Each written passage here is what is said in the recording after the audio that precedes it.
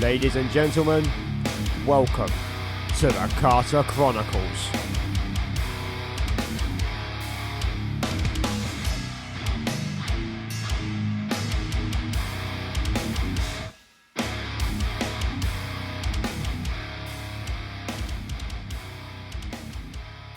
Okay guys, welcome back. This is the 7th episode of Kata Chronicles, and today's guest is one of my co-promoters in Ready Eye Collective, former vocalist for Fault Valence, Mr. Ferg Simonds. How you doing, bruv? Hello, mate. Yeah, I'm good, thank you. How are you? Yeah, not too bad. Just got home from work. Good. On a Sunday. Yeah, I don't miss working on a Sunday. That's for sure.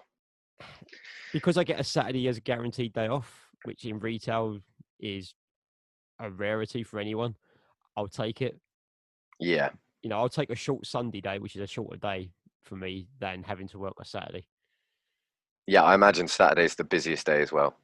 Yeah, I don't understand why we don't have a guard working on a Saturday, but I'm not going to complain. Oh, so there's no one else who takes your space? Normally there is, but they've because of the whole COVID thing and his health issues, because he has a lot of underlying health issues. What they've done is they've moved him to another store because our shop's very difficult to keep COVID compliant. Okay. And not in a way that would get us shut down. It's just the fact the layout of the shop means it's very difficult for you to keep that 2 meters from every customer. So he has I have an underlying health condition, but his underlying health conditions are way worse than mine. He's got several of them. I've got one and it hits every so often. He's got a dozen and is constantly on 1,000,001 drugs to fucking get through the day. Yeah. So it's put him in another shop where he's guaranteed to be a lot safer and probably won't have to deal with as many scumbags either. Fair enough. Yeah, we were out today actually in Central, and yeah, I was in some ways I thought it was quite quiet, but the shops don't seem to be doing any 2 meter apart thing. There's a certain number of people you're allowed in the shop at once, but then once you're in, it's just free for all, it seems. So the idea is obviously you've got your square footage worked out and how many people you can fit in there and keep socially distanced. The problem is you're not going to have enough staff to walk around to every member of the public and be like, socially distance, guys. You're too close together. Socially distance. It's just not going to. You just don't have the staff to keep. Oh, no way. No. Even it's within part of my job where I go around. If I see large groups of people clustered together, I will say, guys, can you separate out a bit? Okay. And occasionally I'll go up to someone, a bit if they've got a mask around their chin, I'll be like, can you put the mask up, please? Yeah, I was also surprised at how many people on the tube weren't wearing masks as well. Not loads, but the odd person here and there. And I thought, oh, come on, everyone is surely. No, not everyone. On the tube, I mean, in the street and in the shops, you could see it all the time. But yeah, I mean, it's a weird one because in the shops we're told that we should all be wearing masks, but at the same time, it's we're not allowed to enforce it with customers because we don't know if they're one of the people that are exempt. Which is exactly, I was sitting on the tube thinking exactly that, because there was one person without, and I just was amazed sitting there thinking, I can't believe you haven't got a mask on, but then maybe you're one of those people who is exempt. Yeah. I don't really understand. No, I don't. I don't know what the exemptions are. No. I would assume, say, for example, someone like Hannah, who has severe asthma, could get an exemption. But then my opinion on that would be, why would you want to? Because surely with a chronic respiratory problem, you wouldn't want to risk going out and having COVID. No. So I don't know. I don't know what the exemptions are. I mean, again, you need to speak to a doctor or probably Transport for London, who can tell you what all the exemptions are. Yeah. Because they're the ones that seem to be deciding most of this. But yeah. But yeah, anyway, let's not do COVID. No, I mean, literally the last podcast was pretty much all about it because we had fucking Erin on, who's a research entomologist who's been resigned over to researching that. So I spent the whole hour of that podcast. Yes, it is funny though when you see friends or talk to friends at least, And yeah, no one's been doing anything, so no one's got anything to say really. No, this is the thing. It's like when you think about like what we do together, me, you, Louis, and Rich. You know, our entire year is normally prepped around preparing shows, getting Yeah. ready for a show, and especially ReadyFest. You Well, know, yeah, definitely. Yeah. we spend most of our year fretting, arguing, and shitting ourselves about ReadyFest. And this year it's been like, I mean, in some ways it's been the calmest year of my life in the last few years because I haven't had a fest to worry about. I haven't had shows to worry about putting on. Yeah, it has been odd. I mean, we've been good. We've all kept chatting and just talking about other things, Utter not. bollocks for the most part. Yeah, mostly, yeah. But it's good. And I was saying this to Hannah. It's funny because I've suddenly sort of realised the amount of people that I used to see, at least twice a month that I haven't seen since March since the Enemy Mine show. Yeah. And they're friends of mine, but we just don't hang out outside of shows because we always see each other at shows. And now I haven't spoken to them in so long. It's the very expectation. weird. The expectation is like I'm going to see Fatty every couple of months. I'm going to see Pierre every couple of months. You know, I'm going to see these people every 2 months because there's going to be a Ruction show. At very least, if nothing else is happening in this city, every 2 months there will be a Ruction show at the Unicorn. Yeah, now, this year it hasn't happened. So I've seen most people through the internet, through the wonders of Zoom. Yeah. I think I've hung out with Louis once this year, since COVID's been in effect, and that's been about it. I've seen you and Hannah once. Oh, I've seen Hannah a couple of times because we had a couple of band practices before the second lockdown.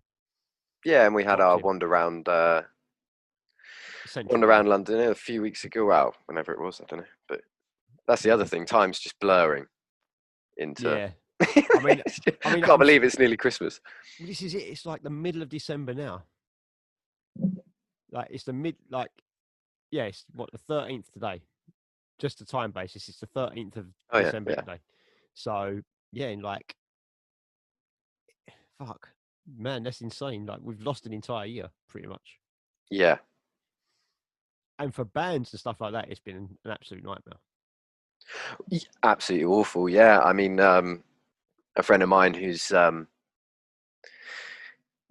multiple bands is a proper musician who's that's his love. I was talking to him yesterday and he was saying he's a drummer and he said I haven't played the drum. I've played the drums like 4 times this year. And it's just so alien to him that to not be doing that.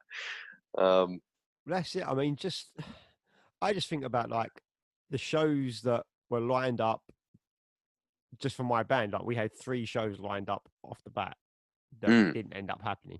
That's without whatever else we might have been able to book for later on in the year.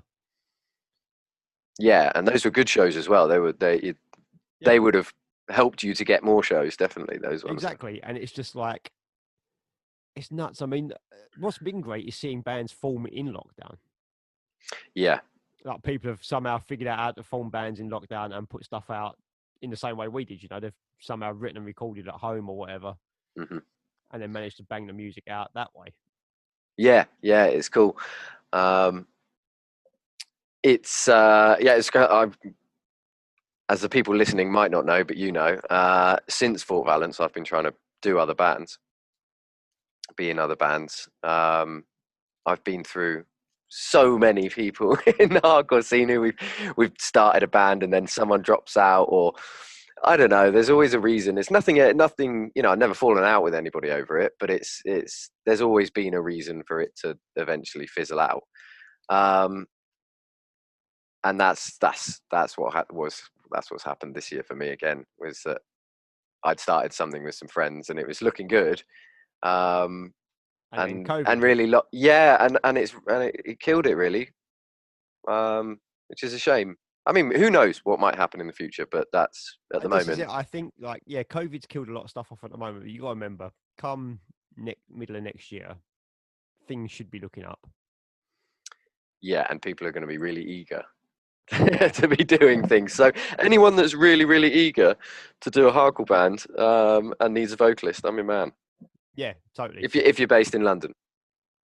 Yeah, let's not be based in Let's fucking just like. stress that quickly. Travel Let, might be a slight issue. yes, I've got a band up in Aberdeen that needs a Yeah, vocalist. it's not going to work for me. Um, I mean, you could drive up there every weekend, I suppose.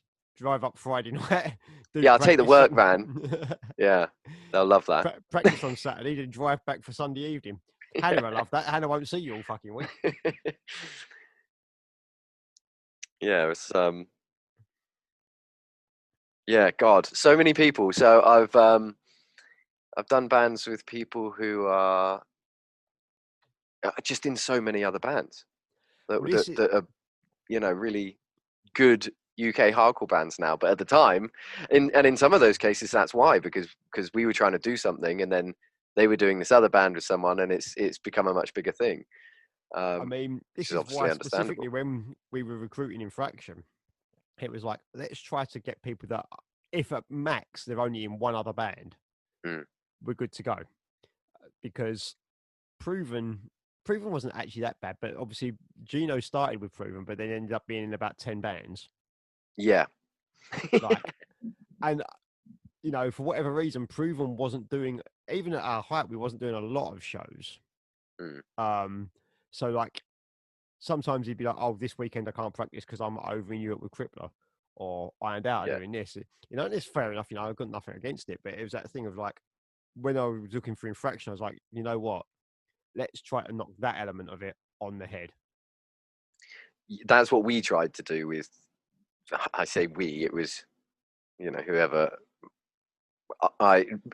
You'd always be in the pub or at a show, and you'd find one person who'd be like, "Yeah, let's do it. That'd be wicked. Yeah, yeah." And then you together would find other members, and it was always the goal, was to have people that weren't in other bands. But in London, that is hard. Yeah, I There mean, aren't enough musicians to go around. There's too many people like me who can't play instruments but want to be in bands. I got very lucky because obviously I have Adam off the Yeah. bat. Now, Adam isn't someone these days who really goes to a lot of shows and therefore isn't really. I don't suppose he gets asked to be in a lot of bands because no one really knows who the fuck he is, Mm. which is advantageous to me because obviously I'm like, I've got one of the best guitarists in UK hardcore, Yeah. and he's like a little secret weapon. Yeah. Brilliant.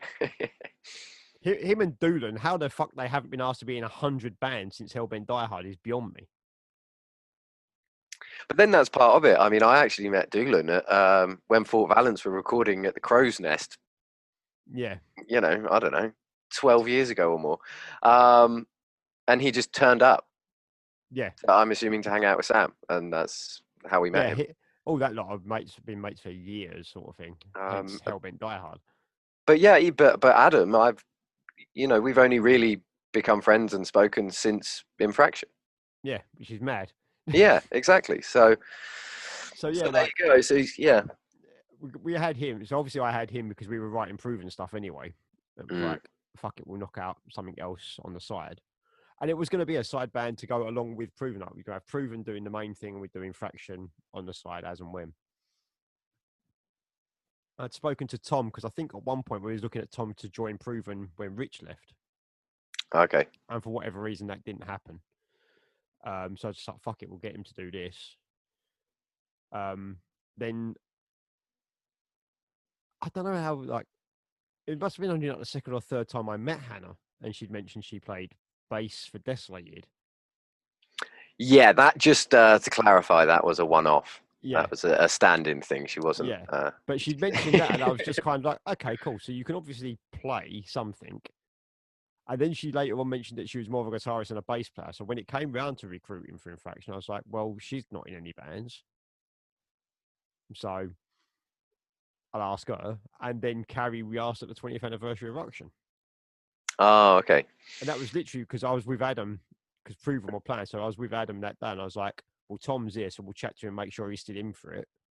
And he was like, yeah. And I was like, we need a bass player. Do you know anyone? He was like, well, Carrie's looking to do something outside of Idle Hands. So we literally just fucking kidnapped him. Yeah. Literally Nice. dragged him to one side in the Unicorn car park. I was like, oi, come here. And he was like, what have I done? What have I done? I was like, you ain't done nothing. Do you want to be in a band? Yeah, he Hannah's been playing guitar a long time. Hence why that Desolated thing happened. Yeah. So yeah, she was over the moon. I remember when you asked her. I remember asking her, and she being like really tentative about doing it, and then obviously, I don't Yeah, I know. mean, I don't yeah, know whether you had any help in talking her into it, but we're pretty good at pushing each other in the right direction in yeah. those sorts of things. So yeah, Yeah, so I definitely was enthusiastic, and yeah, we did talk about it, yeah, yeah. And then but you were sitting there going, "Fuck's sake, how she got in a band so quick when I've been trying to get one together for 12 years?" God damn this shit. Yeah, I was just like, yeah, because she joked and she said, yeah, but I know you've been trying so hard to be in a band. I was like, don't. It doesn't matter that I've been trying to do a band and you've just waltzed into one. It's fine. You What actually have a useful skill like playing guitar. I I was gonna say, don't. what I would say to you is learn to pick up a fucking guitar. Yeah, exactly. I can play chords, about three of them. Well, I can kind of play in drop tuning because it's just one finger. You can just kind of go up and down the scale. You don't really need to be massively technical if you're just going to play like a basic riff type band. Okay. I always, Um, I, I always thought, well, again, it's because I'm certain. I don't. A lot of people are like this. I'm one of those people that has a go at something, and if I don't have, not like I'm going to pick something up and be amazing at it straight away, but I need to. I don't know what the term is. It you sort of need needs to to feel connect with me, and I need to feel it, you I need to just feel never. that you have some sort of talent towards it before progressing. Mm, E- yeah, Even a I've basic always. rudimentary understanding of what the fuck you're doing. Yeah, Yeah, yeah. I have the same thing with art. I'd love to be able to draw and stuff like that, but I can't for the fucking life of me. and that's and it's funny because I was actually literally drawing with a pencil. Never really been my sort of thing, but art in school was always that was the only subject I was any good at. Yeah. Dyslexia doesn't help in most subjects, but art it was fine. And it's funny you bring it up because a lot of the boys, LBU guys, have been well, some of them have obviously been doing it for years, but a lot of them recently have started getting into graffiti, Yeah. and legally, I might add, if anyone's listening. And yeah, and it was something I'd always wanted to do, but I never really thought it was. I don't know. It just didn't seem accessible to me, which is the most ridiculous thing because you literally just go and buy a can and spray on a wall. But anyway, Jake Marlowe, he Idle hands drummer Jake Marlowe. yeah, Last Orders. Yeah, because what you got to remember is in London hardcore, there are two people called Jake Marlowe. There One are has two an Jake E on Marlowe. the end of his name, the other one doesn't. Jake Marlowe from Idle Hands doesn't have an E on the end of his name. Yeah, Just to yeah, that clarify, in Jake. case, yeah, Um, Idle but Hands Jake. yeah, but anyway, so he'd started getting into it and was practicing and starting from scratch, and I thought, sod it, I'm going to too. So I bought some pens and papers and stuff and was practicing at home. Bought a couple of cans in a shop in Ladbroke Grove, and I went to a timber yard, which is next is part of a well, it's a building company, but I go in the plumbers merchant, Yeah, um, and and I know the guys in the timber yard, so I went in on a Saturday and said what I wanted to do, and I just want. They were like, "What do you want?" And I was like, "I just want a massive board that I can screw to a brick wall in my garden, and I can practice graffiti." And one of the guys, one of the forklift drivers, overheard this, and he was like, "Oh, mate, come with me, come with me. I've got something for you." And we went down to this part of the warehouse, and he just pulled this massive board out that was it was just being hidden by something. And he was like, "You can have that." And he's like, if you can get that in your van, you can have it." And I was like, "Oh, wicked." And yeah, sure enough, it just fit.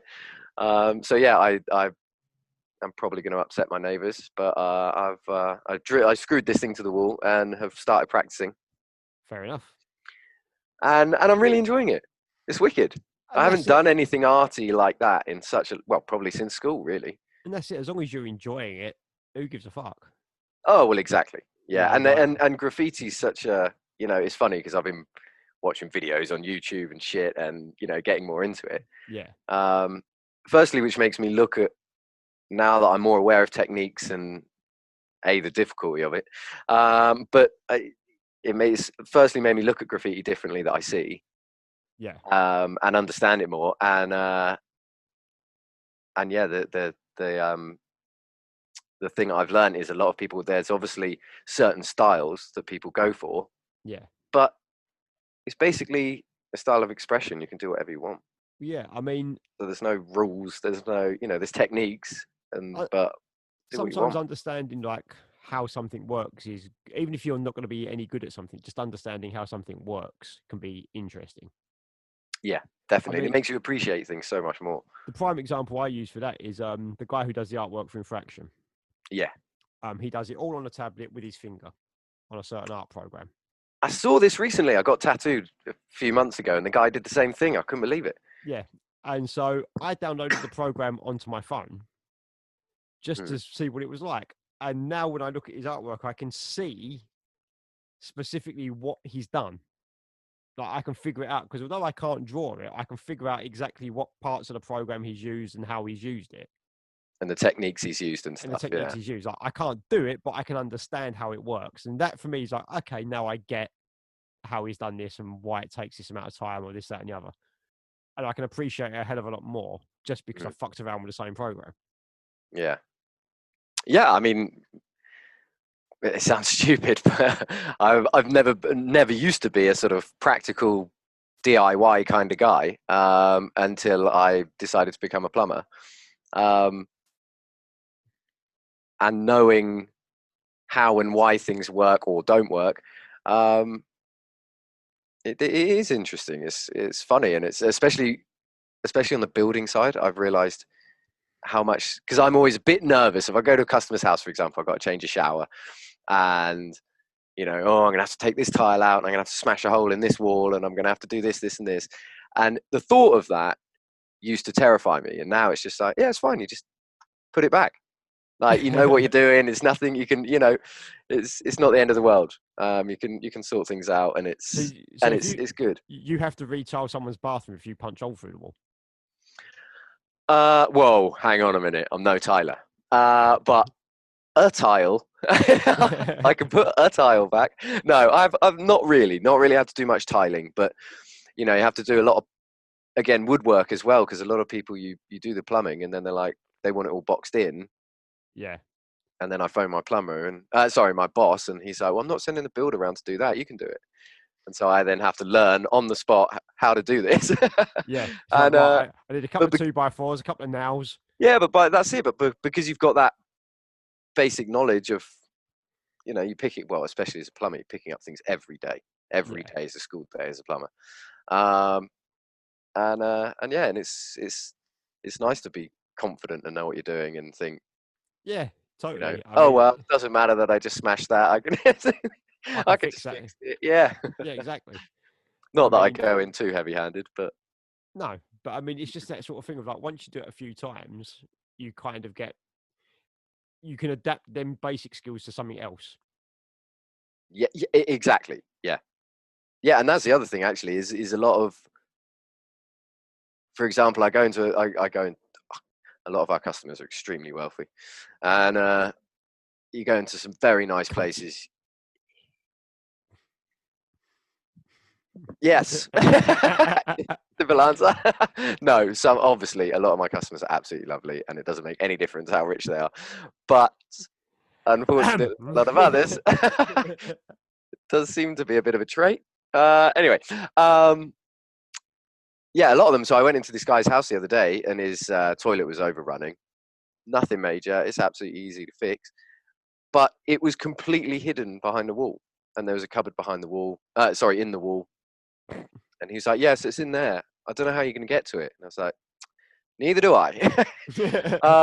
I'm just literally going to like smash the wall in and find out where it is. Yeah, he literally was like, just cause as much damage as you need, because this toilet, it literally sounded like a tap was on.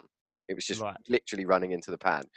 And anyway, and I thought about it for a while, and I started taking some screws out of this cupboard. And actually, the cupboard was built into the wall. So once you'd taken out some of the screws, you literally slid the whole unit out of the wall, and there was left with a huge gaping hole, and you could get down to the toilet. Yeah, it was really easy. And the guy came down and was like, "Oh my god, I didn't know you could do that." And I was like, neither did I.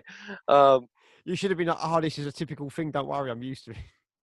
Well, no, I wanted to be like, yeah, I'm just I'm just so inquisitive and what's the term? Like, he kept calling me something. He was really impressed anyway. Basically, he was really impressed by the fact that I'd worked this out, and I hadn't smashed his house, so that was quite good. Yeah, I hate damaging people's houses. Yeah, I don't think But I'd be too so fussed. Don't think I'd be too fussed about it like that. well, because it comes back on you. And that's the other thing. When you're a tradesman, you go into someone's house. I assume this happens with electricians and other people, but plumbers, if I go into someone's house and do some work and they have a leak, for example, if they have a leak, let's say, somewhere else in the house, oh, well, you were here last. I wasn't even working in that room. They're like, oh, no, you must have touched it. You must have done something. All the time that happens. Yeah, I mean, Any little thing. And you know, I'm quite conscious. I always say to my apprentices, you know, it's such a dad thing to say, but would your mum want you doing that? You know, you just act like you're in your mum's house. So don't yeah, leave dirty handprints on the wall. Don't, you know, these sort of things.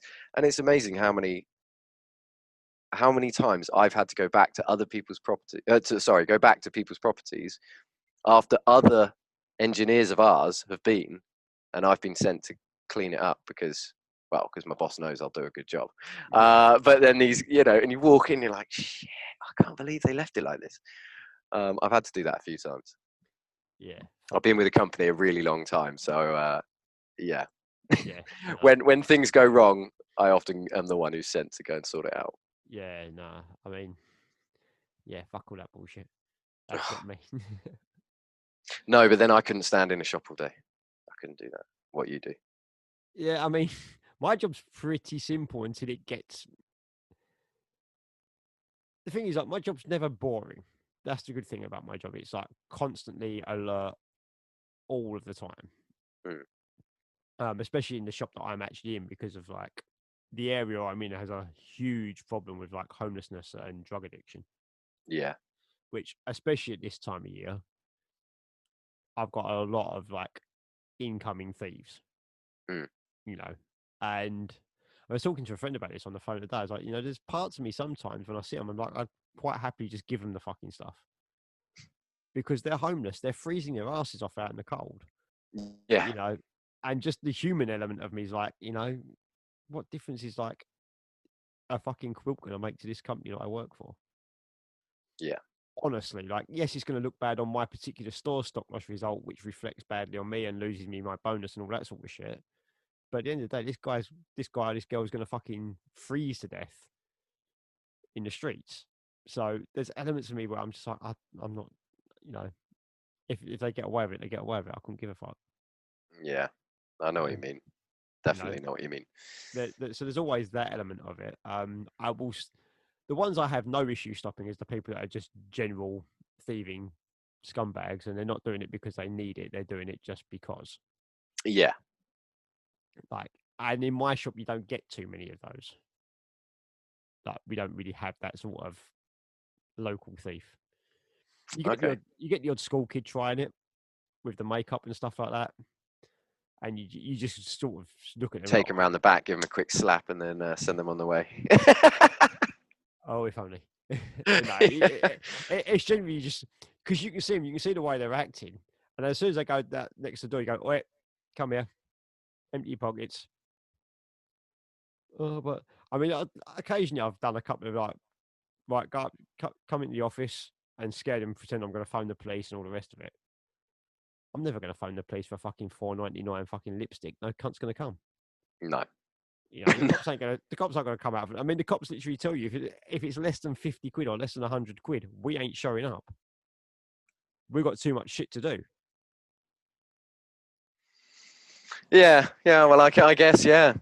It's funny though because you say that there were loads of police in what was it in a North Face shop today? Yeah, it was.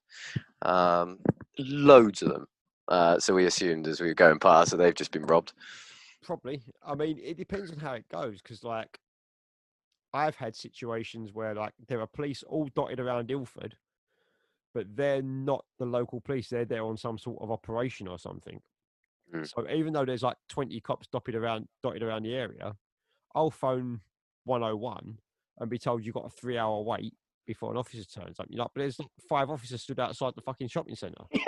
Like I could spit from my shop and hit them in the face, and you're telling me it's going to take 3 hours to get a copier. Like, what the fuck? And they're like, yeah, but they're not our police. They're not for Ilford. They're on an operation from other areas. Oh, I see what you mean. Yeah, yeah. And you're like, well, Shit, okay, that's crazy. That seems fucking totally pointless to me then. Yeah, Because what happens if an actual crime happens right in front of their face? Are they not going to move?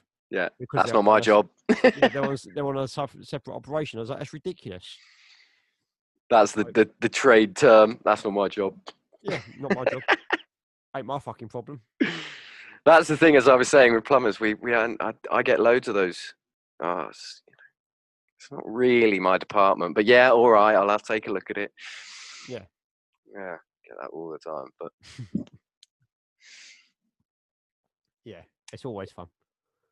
Yeah, I keeps you on your toes, I bet. Yeah, it is what it is. But yeah. So yeah, I guess we should talk somewhat about music. Yeah, we should. We haven't really done that. Yeah, we definitely should. Given as we are promoters for the same group. Yeah.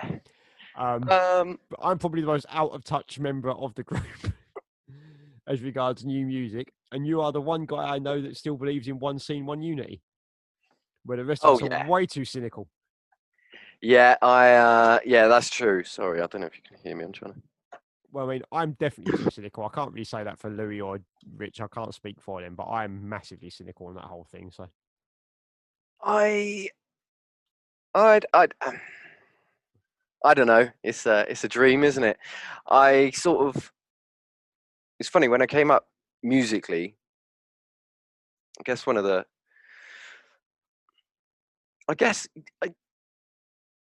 the first time I ever heard punk was sort of an eye opener to me, and I didn't really know it was called punk, but whatever that was, it was Offspring actually was the band. I remember it was a family gathering when you have to sit on the kids' table, and yeah, one of those. It's right for the white guy for you. And actually, you know what? What album was that? I think it might have even been that album, because it was sort of, I was about 13-ish. That's Americana. It's the blue covered one. Yeah, I think. Swing. Yeah, I wonder what year that came out. But I think I was about 13, and I was into interested. Well, yeah, I was into skating. I wasn't a skater really at the time, but I was getting into it, and obviously you got a lot of punk in the videos and stuff. The old 411 VHSs. I used to do the rounds of school. Jesus Christ. Yeah, I love those. To be honest, unless Hannah's made me get rid of them, I've probably still got loads. They're all probably in Hannah's loft, in her parents' loft. But yeah, anyway, so yeah, I went the punk route, and then eventually was introduced to metal. In fact, I think I've told you this before, that a friend of mine, his older brother passed this driving test, and he came to pick us up. And on our way home from wherever we had been, and he had the first Slipknot album on in the car, and me and my friend were, I think we're 3 or 4 years younger than him, and we just had never heard anything like it. It was just the most outrageous noise I'd ever heard in my life, and we were just in the back giggling at this stupid noise that my friend's older brother was listening to. Like, how can you listen to this? What is it? But from the moment I got out of that car, I was so intrigued that I wanted to hear that again. And that was sort of the path of metal. But I'd already had a bit of punk in there as well. So I was always really punk and metal. And when I eventually discovered hardcore, I was more the Youth Crew side. Yeah. And that's obviously, I was brought up, the guy that got really sort of, as most people I would assume, or at least back then, I was into some hardcore bands, but I didn't know that they were labeled as hardcore. To me, it was either punk or metal. Yeah. And he was older than me, and he said, he was in my sister's year at school, and he said to my sister, "Does your little brother skateboard, smoke weed?" And she was like, "Yeah." He's like, "Yeah." I think we should hang out. So we ended up hanging out. And obviously I thought he was older, cooler kid. So I was like, well up for that. Yeah. And so, yeah, we used to skate and listen to music. And he was massively into hardcore and was in this small town in Dorchester. Called Dorchester in Dorset. He made me realize that it was hardcore. And he told me about, I liked the music, but what really drew me in was the scene. Yeah. And then we listened to a lot of bands that talked about unity and the hardcore scene and, all those sorts of things and stay true and, But it's all funny, that isn't sort it? of stuff. Because And I like, fucking loved it. So I think a lot of bands even today talk about unity, but don't actually act upon it. I mean, Like, let's be it's, honest, the UK, the London hardcore scene isn't exactly unified, much less the UK hardcore scene as a whole. I mean, it's difficult because I would say we are really. You think about, a lot of I'm trying to think of the one recently. Recently there hasn't been any shows. The Desolated show. Do you remember the Desolated show you guys played? In November, yeah. Yeah. Jesus, a year and a month ago. Great. Yeah, that show really stood out to me because it was a funny turnout, because it was a good turnout, but it wasn't quite what everyone was expecting. But it also was just such a party night. It was great, and everyone hung out for hours afterwards, and it was such a good night. It was brilliant, and that to me was London hardcore unity. I mean, like I said at the very beginning of this, so many people I haven't seen and I miss, and I think, God, I haven't seen that person, and it's purely because of hardcore. And there is a scene. When I was, as I touched on just a minute ago, well, just to explain to everyone listening, I was born in London. My dad was in a city suit and tie guy. Firstly, got sick of it, and B, got horrifically injured in a cycling. He used to cycle to work. He got driven over, so he couldn't really work over. Yeah. So he couldn't really work. And he said I'd had enough. And he was born and raised country boy, so he moved to London. Went, yeah, he wanted to go back to the country. Yeah, so we at sort of 12 years old, we were shipped off to Dorset. It was a lot easier for me than my sister because family friends of ours had been living there for quite a long time that we'd grown up with in London, so we used to stay with them. So so moving there wasn't so bad, but it was all boys. So my sister, older than us, and all the boys, but and she eventually moved back to London and didn't like it and went back to Dorset. It's amazing how many people do come to London and realise that it's not for them. But that's where she, that's what I mean. She'd started there, and no, we didn't live in central London, but my mum and dad both worked in central, and we were, Saturdays would be, mum was working, dad would drive us all into central. Then we'd have to go to his office. Then we'd have to do, and we'd just be shipped around all day until we got to go to the sweet shop. That was us as little kids. That was his bribe, I think. The sweet shop and the fish shop. There was a really massive fish shop near our house, and he always took us there so we could look at the fish. We were easily pleased. Clearly. Yeah, but even though you were born in London, you definitely had the fucking mind of country bumpkins. Oh well. Fish, I don't know. My dad always kept fish when we were kids. But anyway, yeah. So then my point, anyway, digressing as I am famous for doing. When I came up to shows, turn my phone off. When I came up to shows, when I got into hardcore, first started getting into hardcore at 14, started going to shows late 15 actually. I suppose was I? God, I can't fucking remember. Anyway, I would be coming up with someone, so we would come up, we would go to the show. We wouldn't know anyone at all. We'd watch every single band. We'd buy as many CDs as we possibly could for the way while we were there, because there's no place to buy hardcore in Dorset, and the internet was rubbish then. And then, yeah, I mean, I went to a festival in France once in 2005, and I bought something ridiculous like 85 CDs or something. I took hardly any clothes. I just filled my bag up with CDs on the way home. Yeah. But my point, anyway, sorry, is that we didn't know anyone. So for years, I was obsessed with the scene. We only went to London shows, which is a bit odd because we were actually slightly closer to Bristol. But I don't think I've ever been to a show in Bristol.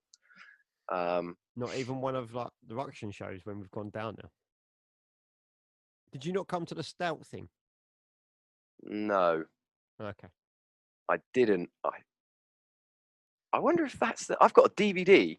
Because Stout did a weekend, like it was Bank Holiday weekend. They did like the 12 bar on the Saturday, Bristol on the Sunday, and then I think it was the Cross Kings on the Monday. Right, because I was at the 12 bar show Yeah. on the Saturday.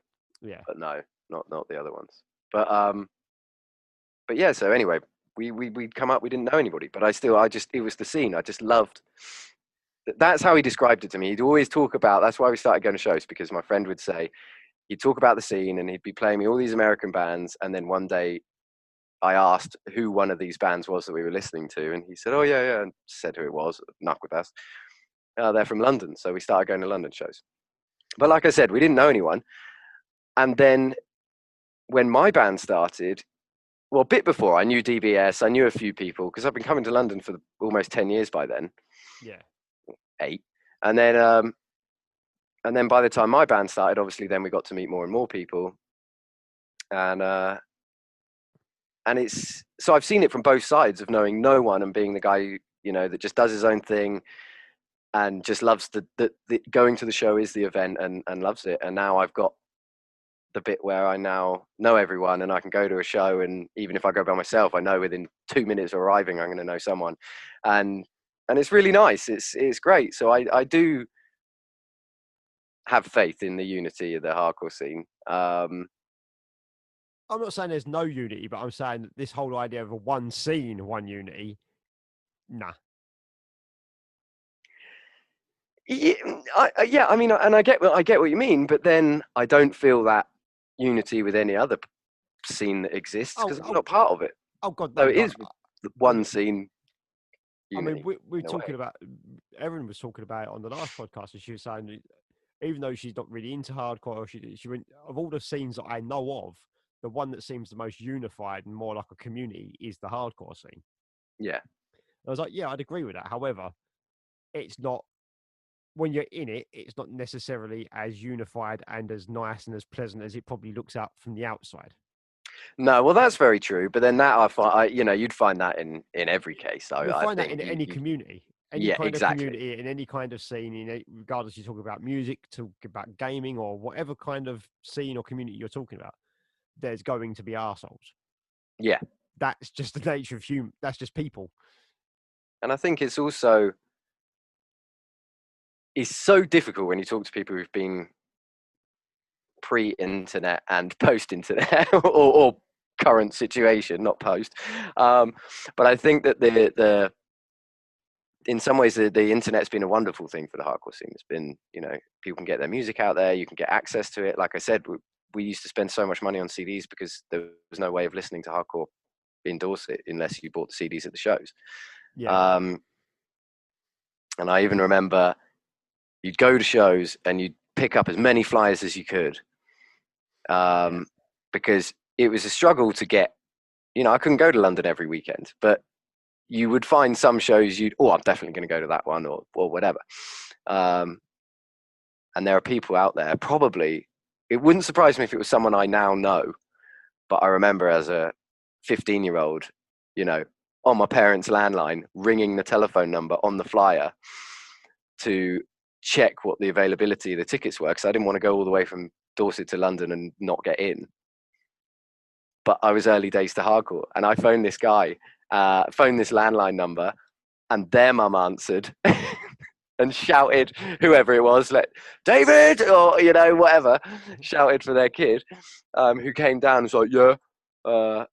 And I was like, hi, I'm just ringing about the show. And I said, I'm just checking that they're, still tickets and stuff. And I remember this guy being like, what? Yeah, you just buy a ticket on the door. You'll get in, don't worry.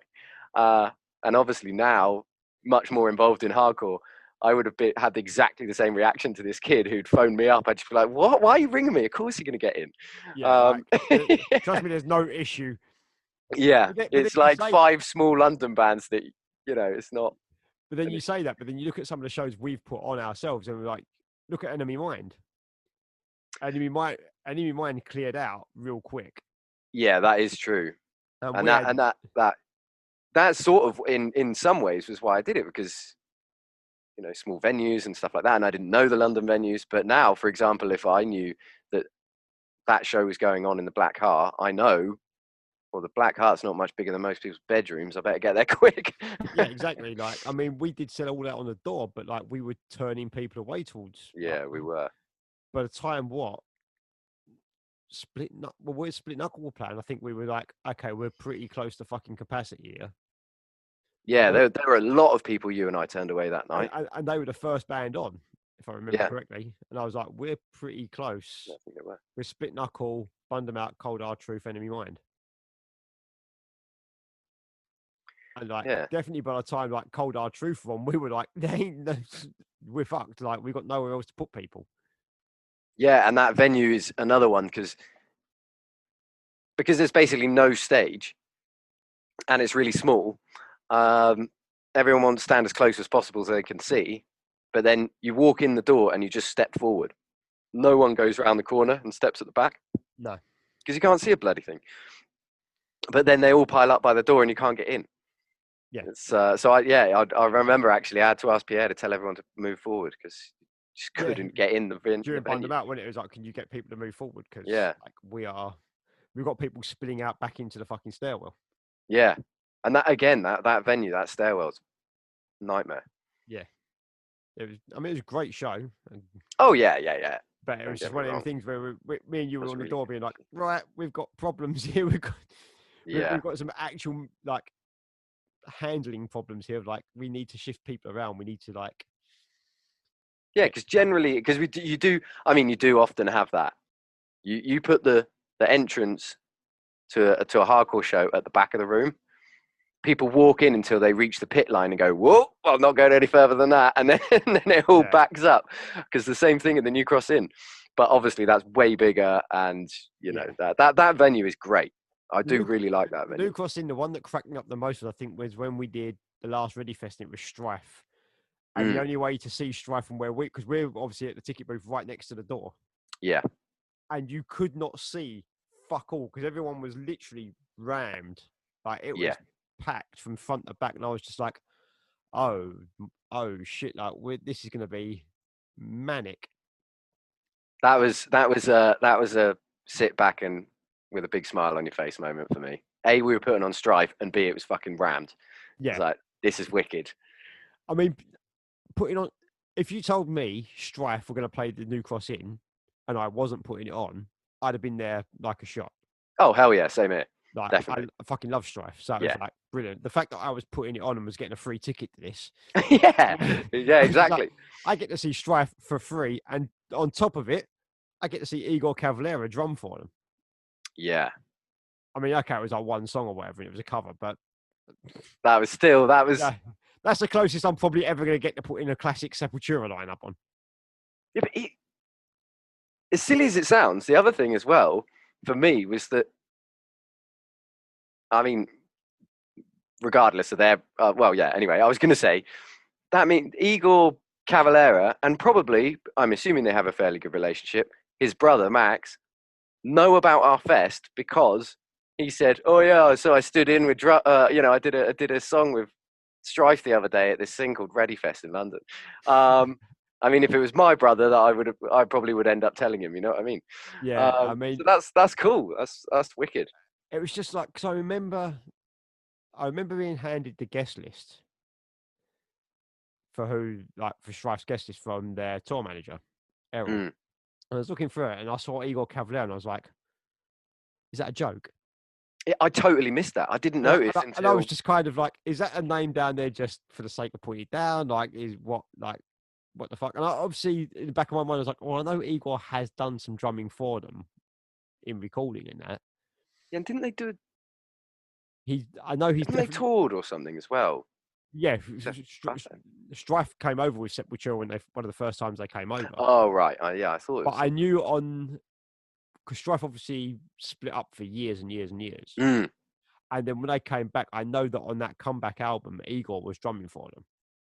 Was that? Sorry, just pause you there. So because that was it. Because again, my friend, that was the sort we listened to loads of that sort of style of stuff. So yeah, Strife was a big band for me. And they'd all, in my knowledge, had always been a band that had split up. And then they did come back, and they No, released that. The you're greatest. no, you're thinking Anger Means. It came out in like 2001, 2002. I was going to say because they played the hybrid garage they played Yeah. on that tour, and it was such a good show. That was incredible. So not that album. They then split up again for like 16 years.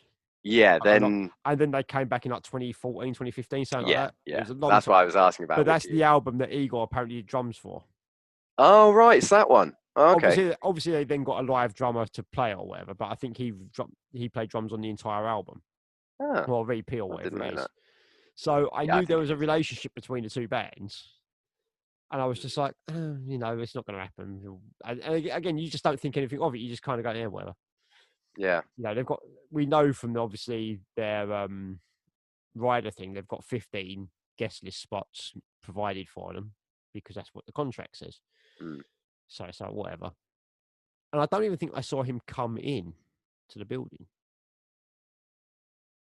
But I don't remember seeing Igor because I'm pretty sure he must have just put his arm up with a wristband and marched in because I didn't talk to him. Because I'm pretty sure I'd have been like, that's Igor Cavalera. Like, Sepultura. Oi, you paid. Sepultura is the first heavy band I got into. Yeah. So that kind of is going to sit in my head and be like, oh, that's Igor Cavalera. Oh shit. And then he plays with Strife, and I'm just like, this is fucking this is nuts. Yeah, that was cool. Yeah, that was the whole fest, though.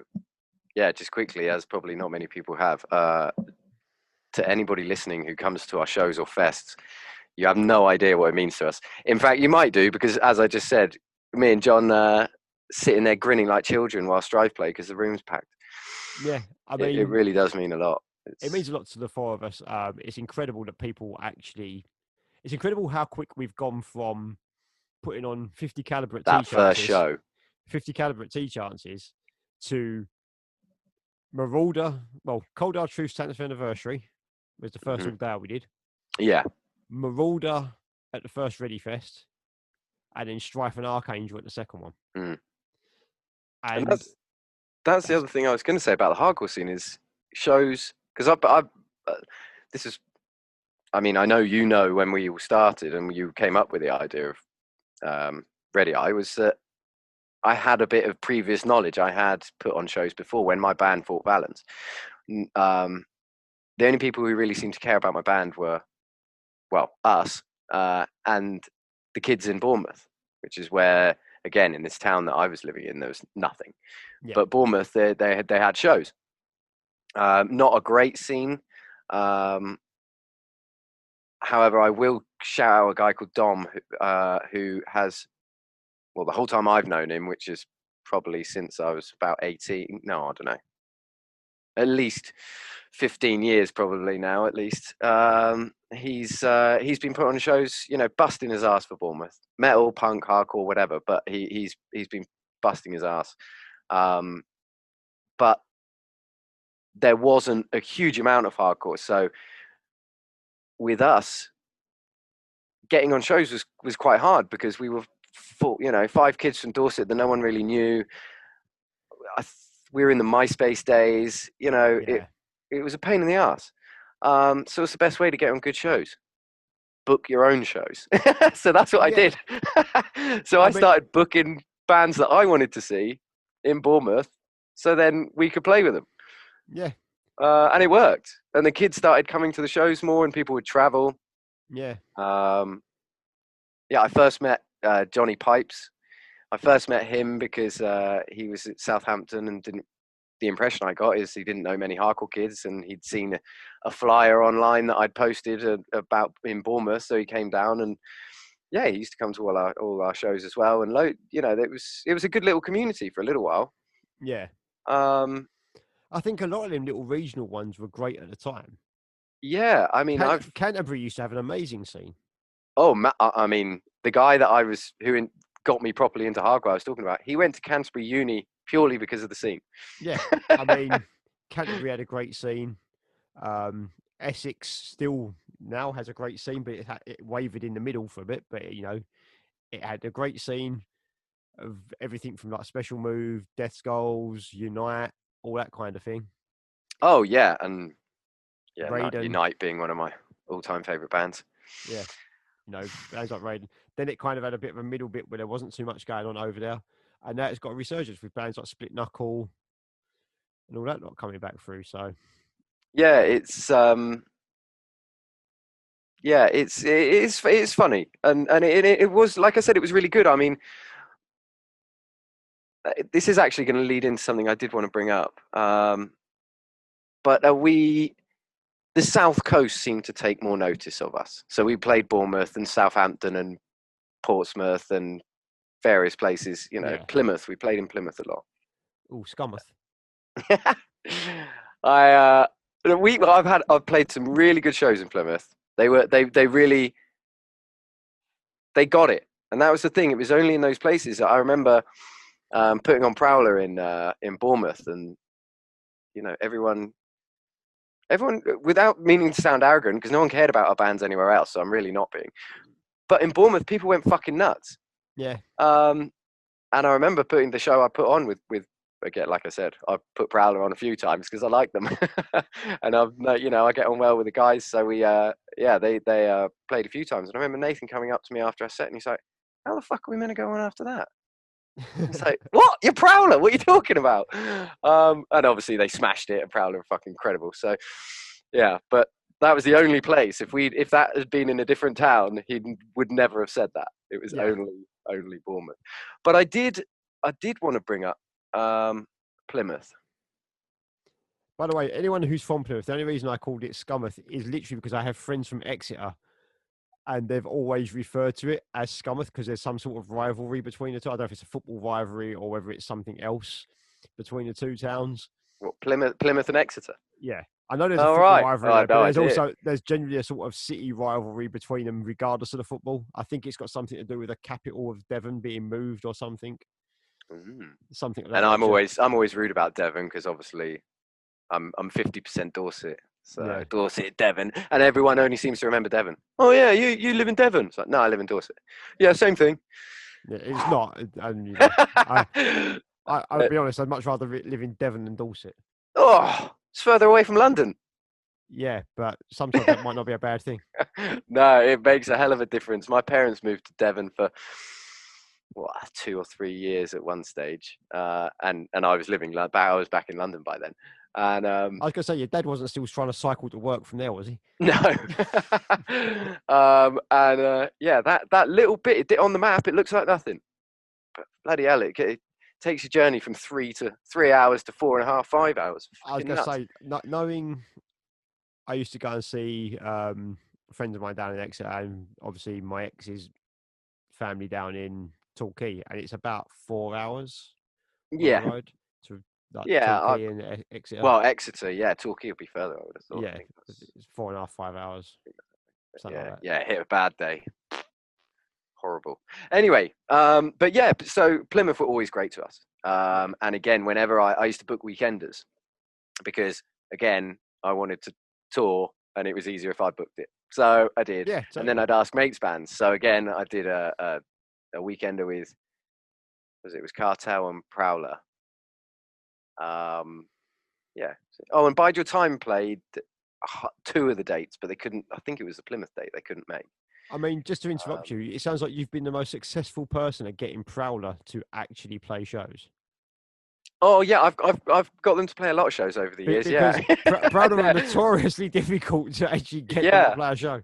yeah. Now with Ready Eye, now I mean, we're all getting older, aren't we? But yeah, it's become much more apparent that, and I think back of how lucky I must have been because it happened a lot of times. I mean, you're clearly out in with them, so it'd be like, Ferg, we want Prowler to play. Let's go have a look. Yeah, go and do whatever you do to get them to play. There's a really funny picture of me and Nathan at. I'm rubbish at posting pictures and things like that. You know that, so it's on my phone somewhere. But it's me and Nathan standing next to each other outside Ready Fest last year, both wearing black t-shirts, both with caps on, both with their glasses on, and it is like the black and white version of each other, except he's ripped and I'm really skinny. Yeah. It's like alternate universe versions. Yeah. Yeah. But yeah, anyway, so in Plymouth, yeah, we used to play there a lot, and the guys were always lovely. I played loads of shows there, and I just wanted to bring up this thing of, about a guy called Wayne Walling. I might be saying his surname wrong, but he's been missing. That's useful. For Walling, Walling. That's what I would say. Anyway, but yeah, and it's funny because the picture that was posted and doing the rounds of him on Facebook, because he's been missing for like, I think it's been like 3 weeks. Yeah. And because like I said, I haven't been in a band for 10 years now or something. I haven't been to Plymouth since. And obviously everybody looks a little bit different 10 years down the line. And it's taken it today. I had a light bulb moment. I was like, oh my God, it's him. And I know him. Yeah. And he, again, always came to our shows, always supported the band, he was a pit man. Right. So he always danced to our band, and yeah, just putting his name out there really, so people can I mean, think about it and keep their eyes peeled and stuff, because I've got friends down that way who have nothing to do with hardcore, don't know anything about hardcore, but I was like, look, you've got eyes down there. If you're going to see the guy, yeah, if you're about in fucking Exeter, Torquay, all around that area. and that was it. He was part of the scene. He's known. There's lots of people that will know his face. Yeah. Amazing how many pictures that I've been with him from, the crowd and everyone's, like, and I mean, us watching other bands together. The amount of times I've seen myself in photos with people that I didn't know at the time that have then gone on to be like my close friends. Oh, I have, yeah. I've got a good one actually, but yeah, just while we're there, everybody keep your eyes peeled for this guy. But yeah, there's a old picture from a Ninja Fest. My friend, his name's Omar. I keep saying it. Sorry, Omar. I feel rude if you're listening to this and I haven't actually said your name. Omar's the guy that basically made hardcore a reality for me.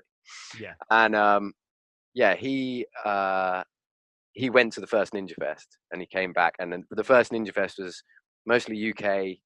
I think most bands and people, from what I gather of it, were bandanas, tracksuits, and kung fu. And he came back like a little kid, like, oh my God, this is the best weekend I've ever had in my life, and just was going on about it. And I was like, right, we're going next year, no question. Yeah. Because that was it. I was a bit young, really. I mean, yeah, I was 14 when I started going to shows. But then when I started going regularly, by then I was 15. But it does make me laugh because, like, I never had an issue getting in the underworld. I don't look my age now. I definitely didn't look my age then either. I don't know how I ever got in, but yeah. Anyway, and that I think it was that second Ninja Fest. And there's a picture, 6 Foot Ditch are playing, and I'm on the mic, and I've got a guy on my right, a guy on my left, and then someone on the left of him. And I was on tour with No Second Chance.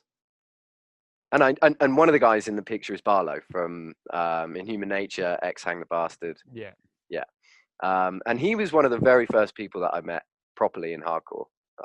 He used to let me bump the queue on the Underworld because I'd turn up and he'd be like, wave me over. We met in France at Fury Fest in 2005, and he grabbed me when I was in the pit from behind, and he said, I could blatantly tell that you're English, and that you're a hardcore kid from London. That's what he said. I can tell by the way you're dancing. and then obviously we got talking, and it was like, technically yes and no, because I only go to London shows. But anyway, so yeah, Barlow's on one side, but I didn't know him at the time. Yeah. Or maybe I did. No, maybe I did know him. But the other guy, one of them is Cheney from No Second Chance. Yeah. I was about to say something else he does, but I think it's meant to be anonymous, so I won't. And then, yeah, who else is in it? So I not that I've spoken to the guy in years, but I got to know Peachy. I knew Barlow, Cheney and I were on tour and we were talking about Ninja Fest, and he was like, "Yeah," and I was just so excited about 6 Foot Ditch, and I just had this picture just came up in my mind, and I was like, "Oh my god!" And I got my phone out, and it's like, "Is that you?" And he's like, "Oh my god, yeah, it is." And we were literally arm in arm over each other, but we never met, Yeah. and then became really good friends. And yeah, from that moment, I then went through all these old pictures from from shows. Yeah. And like I said, I never knew anybody back then, and Yeah. so many people that it's like, "Oh shit, there's Dave. Oh, there's blah blah blah blah blah." Yeah, exactly. Like you just go, oh, there's pictures of like shows where I'm like, oh, there's Fatty, and there's so and so, and there's so, but I knew who they were, but I didn't know them. But we're all at the same sort of shows.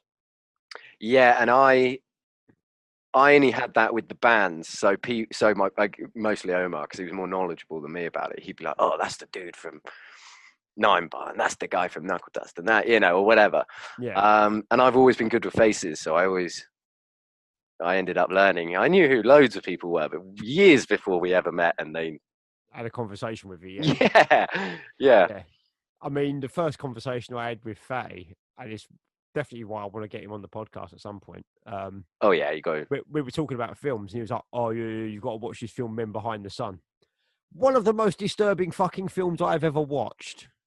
Yeah, I don't know it, but I have a feeling you've told me about it. I think. Go on. It's banned to fuck. Like, you cannot find this film. I can't even find the download for it. I've seen it and I had it, and I don't know what I've done with the actual file now. Fuck knows if it's on a hard drive that's crashed or something. Because I don't have it anymore, it seems. But it's literally like a Chinese film, and it's based on experiments done in the Japanese POW camps. Yeah, you have told me about it before. And it's fucking horrific. God. It's fucking horrific. But it was like Fatty and Matty Bell were both like, "Oh yeah, you got to see this film. You got to check this show." And that's one of the first conversations I had with them. And I was just like, "What's with them lot?" DVS as well. DBS and the Serbian film. Yeah, because I have a friend who at least used to. I don't know so much now, but I remember when the internet, like I said, it first started getting good, and you could watch videos of anything. And yeah, he would always come up with the darkest shit that you could possibly imagine. But yeah, I remember him. He'd watched Irreversible and was going on about it, and then I stayed with DBS one night, and he was like, "Oh, have you seen this film, Serbian film?" And he told me all about it, and I was like, "No, I don't really want to see that, but I know someone who will." Yeah. Yeah. Yeah, because I think DBS somehow got hold of a German copy of it that was uncut. Yeah, because there is definitely, because I have seen it since, but I think I saw the cut that come out in the UK was quite heavily cut. I think I've seen that one, and that was more than enough for me. Yeah, really. DBS was I'm not squirmish, but it's just so dark. I've got a copy from Germany or Holland or something like that, and it was just like, it's not cut, and I was just like, I don't know how much more of that I'd want to watch. Yeah, I mean, shit, I definitely don't want to watch it again. So once was enough.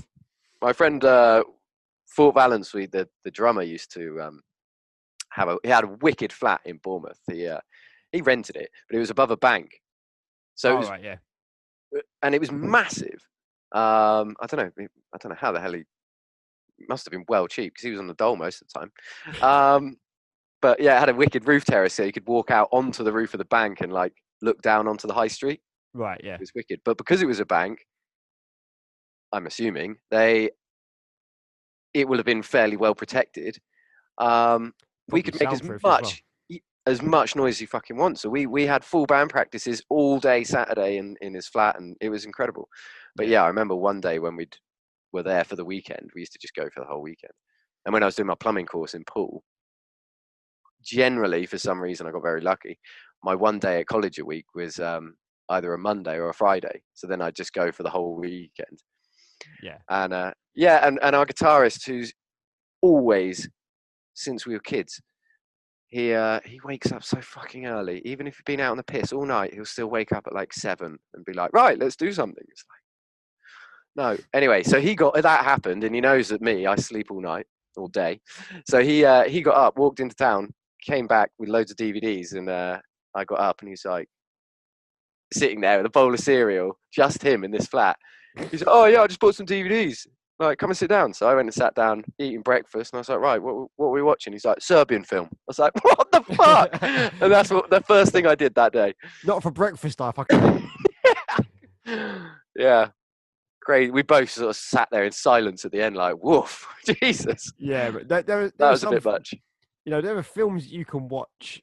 There are dark films that you can still get away with watching at any time of day, sort of thing, not worry about it. But there are certain films where, like, if you're eating, ain't the one to be watching. No, it's just, who comes up with that shit? I did want to talk to you about films, actually, because, as you know, and I was just following on from Hannah's interview where we discussed that she has no cinematic history. yes, exactly. Yeah, that's exactly what I was going to say. So, our relationship. So quickly, Oh, just go to on, yeah. recap. Last time I spoke to Hannah, she had just watched Alien, Predator, and Terminator. Yeah. And she put them in the wrong order of how good they were. Because she was like, Predator's the best one, then Terminator, then Alien. And I was like, you're fucking out of your tree. I think, yeah. Oh no, I think you're right, actually. But then, I mean, that's the it exact depends on opposite order. That's the exact opposite order. And not to say that any of them are bad, because Predator is still a great film. But Alien is by far, as an actual piece of cinema, is by far and away the best of those three films. Yeah, and I agree with you definitely. Like, I don't really think it's up for debate. But regardless of all of that, I enjoy and love Terminator more than any of them. I think Terminator. I can't decide between Terminator and Predator as my two. My issue with Terminator at this point is that I've watched it so much as a kid that it's difficult for me to watch it without having instant recall. Oh well, I just never watch it because I've watched it so many times. But Yeah. obviously, I had to make Hannah watch it. Yeah. Because I grew up on it as well, like you did. So, and it's so brutal. I love the first one, and Predator as well. Let's be honest. I grew up on Arnie, so yeah. My first 18 that I watched when I was about 7 was Predator, and I'd seen the advert for it on TV, and I asked my dad to tape it. Yeah. And then, like I said, my mum works Saturdays. So if you wanted to do something that your mum wouldn't be so sure about, do it on a Saturday because your dad was at home and your mum was at work. That's how we did it, or I did it. So she wouldn't want me to watch it, but I said, "Can I watch it?" And he said, "I don't know. Let me watch it, and then I'll tell you." And so I sat in my room for 2 hours, literally sitting there staring at the clock, like, "Come on!" And ran downstairs, and he was like, "Yeah, whatever," and just gave it to me, and life was changed instantly from that moment.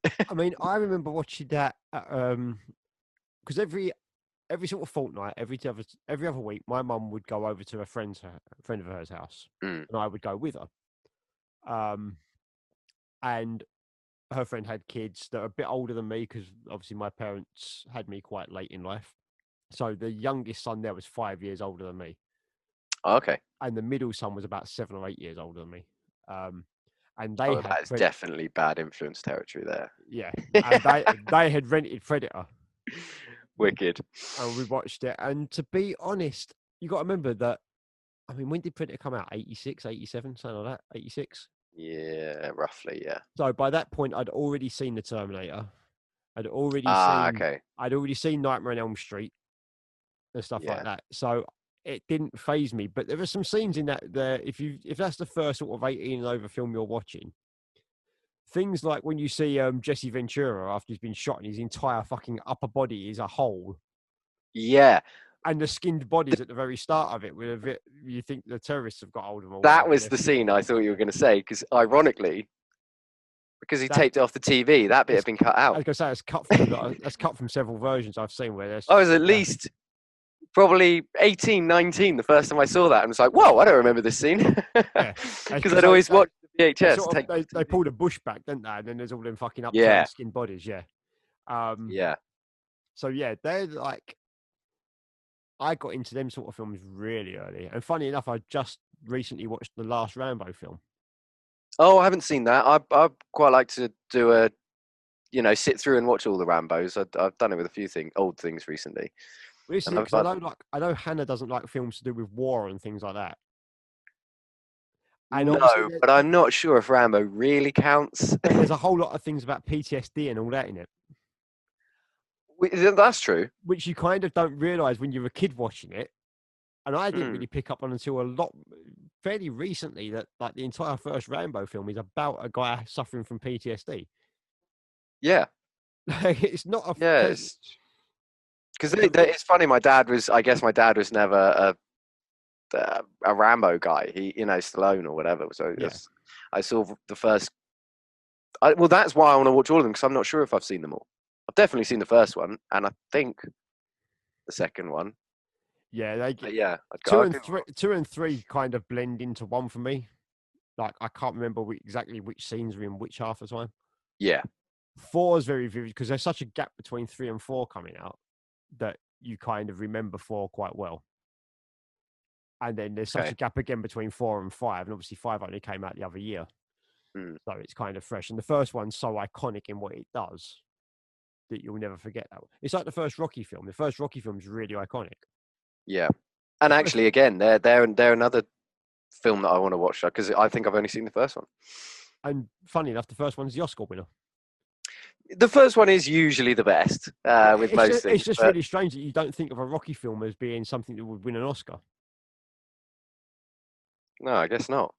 Like, because we grew up in an era post that, because that film came out in like 79, 78, 79. Mm, So, I mean, I was just about born when that came out, and I'm quite a bit older than you. So, yeah, I wasn't even an idea. I don't think. so you grow up in this sort of post Rocky era kind of thing with them films.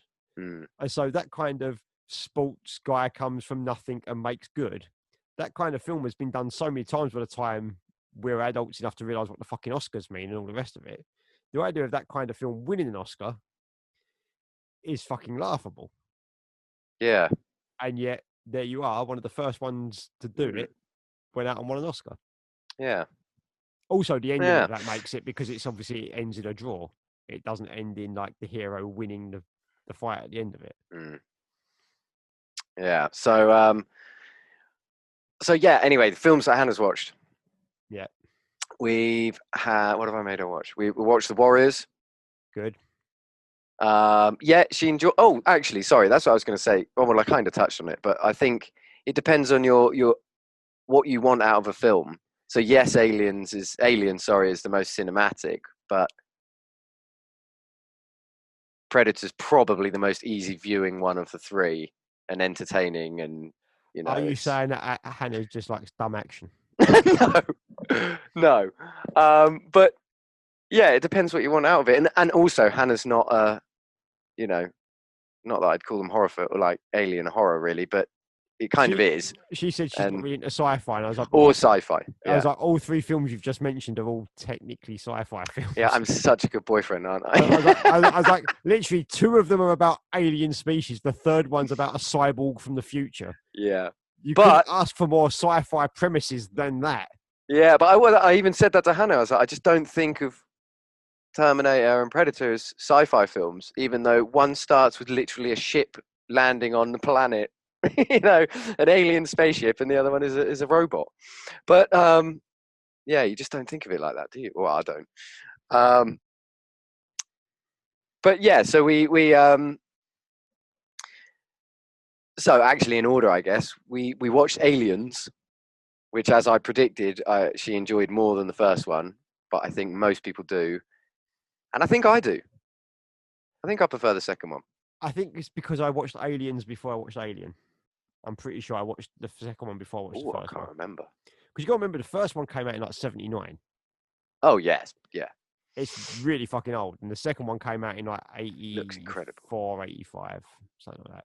But this is what I always say, like, Alien came out 2 years after the first Star Wars film. Okay. But Alien holds up. Like, if you look at the film, if you look at the spaceship and everything in Alien and the effects, they hold up in time. Star Wars, not so much. Yeah, and it's not the effects, obviously, for what I was about to say, but funnily enough, The Warriors, Hannah enjoyed it, but she said it had aged really badly. Yeah, because it's a 70s film. Oh, of course it is, but some films, it doesn't matter, and you've got to make. I just thought of another one. You've got to make the look to get away with it. If the look looks timeless, like if you don't really kind of set it in an era, No, well, that's very true. And Like, obviously, if you look at Star Wars, you can dudes running tell. around in leather waistcoats. If you look at Star Wars, even though it's in a galaxy far, far away, it's all like futuristic fashions and all the rest of it. They still look like people from the 70s, like their haircuts and all the rest of it. They look very much like people from the 70s. Somehow, Alien avoids that look because they all just look like generic work people. In the Yeah, first that's true. Alien film, Actually, yeah, they don't really look like they've got haircuts, 70s haircuts or 80s haircuts. They just literally look like anyone, just mm. random nobodies that happen to be like space jockeys. Yeah, that is very true. So they kind of get away with that. And that's what ages a lot of films. But the other one I was going to say, which obviously the Warriors is, Yeah. I mean, but actually, but then again, because I was just thinking, sorry, we're a massive Goodfellas fan, and obviously that was set in a specific era, but it's aged brilliantly. But you could still have a film that comes out today that is set in an old, Yeah. in the past. But the Warriors obviously is an extreme example of things not standing to the test of time, really. But the other one that we watched, obviously, I had been looking for it, keeping an eye out of it because she had to watch it. Was Falling Down, Yes. which we watched the other day. Obviously, because we have a falling down sample. Exactly. And she messaged us the other day in the infraction group. She was like, I now understand why we have that sample. There you go. That's why I said we need to watch it. But I couldn't find it on, I don't know what we ended up finding it on, what streaming platform. Yeah. But anyway, we found it eventually. And yeah, same thing. She thought it hadn't aged that well, which all right. Again, it's set in the 90s in LA, but I haven't really watched it in years, not all the way through. I hadn't. I mean, I'd forgotten loads of it. The thing is, like, the trailer for that film is so misleading because the trailer is literally all the funny parts. I'm not sure if I've ever seen the trailer. So the trailer is literally I'll like have to watch it when we're done. the bit in the burger shop, and Oh yeah, it's all them kind of bits where he's having the breakdown that most people think but don't actually say out loud. Yeah, all them kind of bits. And you forgot my briefcase and all that sort of shit. Yeah. It doesn't actually tell you what the film's really about. And when you find, as you're watching the film, it slows down to the middle end section of it. And fuck me, does it slow down. Yeah, it's funny because that was the bit, I'd almost forgotten that bit of the film when we watched it the other day. And suddenly it goes really serious and really dark. Mm. And then you find out, that he shouldn't be going to see his daughter, that he's supposed to be like banned from seeing her and all the rest of it because of like, he's abused the wife or something. He's been physically abusive to the wife in the past or something. She's got a restraining order. Well, no, that's the whole point in a way, is because she's talking to a policeman at one point, and yeah, she's got a restraining order, and the policeman's chatting to her, and she says, she's explaining the situation, and he says, "Oh, so he hit you?" And she said, "No," and he was like, "What?" And they have this weird moment where they're talking, and you realise that the woman has taken a restraining order on him just in case. Because he knows he's got a violent temper. Because he's got a bad temper, that doesn't, it doesn't mean that would ever have been violent to her or her daughter or his daughter, whatever you want to say it. And you can see the look on the policeman's face. It's like, but you've never seen him actually do anything. And it was interesting because it did have that moment of, yeah, but you shouldn't be waiting to be beaten up before you get a restraining order out on someone. But it just added to the downfall of this guy's life, that, everything has gone to shit and I haven't actually done anything wrong yet. Yeah. But then he proceeds to prove the reasoning behind the restraining order throughout the course of the film. Yeah, exactly. Yeah. Then it all, yeah. You're literally seeing what he could become from the start of the film onwards, from the time he's caught in that traffic jam onwards. You're seeing what she was scared of. Yeah. So, but the scene with the policeman when they're having the conversation is really interesting. I thought it was done really well. The thing that annoys me about the film is the fact that, oh fuck! I was about to say, I better not spoil it, but it's so old. If you haven't seen it, it's not my problem. When he kills the guy in the army surplus shop, the military shop, yeah, he hardly steals anything. Come on, mate! And he chooses the shittest clothes. It would be like full SAS. Isn't that the bit we've got the sample from? Is that the bit we took the sample from? Yes, where he's like, I'm nothing like you. If people just stay the fuck out of my way, yeah, then everything will be good. Yeah, exactly. Yeah, because the guy thinks that he's a racist Nazi, like Yeah. the shop owner, and he's Yeah. like, "No, I'm nothing like you. You're a piece of shit." Yeah. But yeah, I was just so disappointed. It's like, come on, mate. You could. I mean, again, let's go back to Arnie. Commando. He robs an army surplus shop. He does it well. This guy, I was like, shit, man, come on. The bit of the Commander that always gets me with that is when he gives the sort of massive 4-pod rocket launcher to the woman that he's with, and she fires it in the wrong direction. Yeah. And it's just like, how would you not notice that the fucking pointy parts of the rockets were pointing in the opposite direction? Yeah, that's a very good point. Yeah, but then also in Falling Down, I love it that the kid comes up to him and is like, explains to this guy how he uses the bazooka or the rocket launcher or whatever it is. That bit's brilliant. He's like, "What film are you making?" I'm just blowing stuff up. But yeah, that was good. What was the other film you watched? Because I know you watched it. She's given me a list. The first Batman. Yeah. That was, again, because of you. I was like, well, John's going to kill us if we watch old films and we don't get the original Batman in. So we've got to do that. That's an interesting film to me because obviously those people that have never met me and never seen me, or because wherever you're listening to this is not from London, you've never seen me at a show, will not know that I have a fucking full sleeve of Batman tattoos. So, like, yes, the well, and that's also even been a work in progress. It's been coming in your sleeve. Yeah, well, now that my tattooist has decided she's moving to, or has moved now to Canada. Oh, yeah, Chessie's in Canada now. Shit, I knew. I remember you saying that she was thinking about it. Or she moved about 2 weeks before everything shut down for COVID in March. Oh, so she got You must have told me then. Oh well. Yeah. So, shit. So you could save up and get a plane ticket. Probably at some point. Wicked. Yeah, you should. But yeah, so that film to me is massively interesting. Because it's my first real exposure to Batman outside of the 60s series.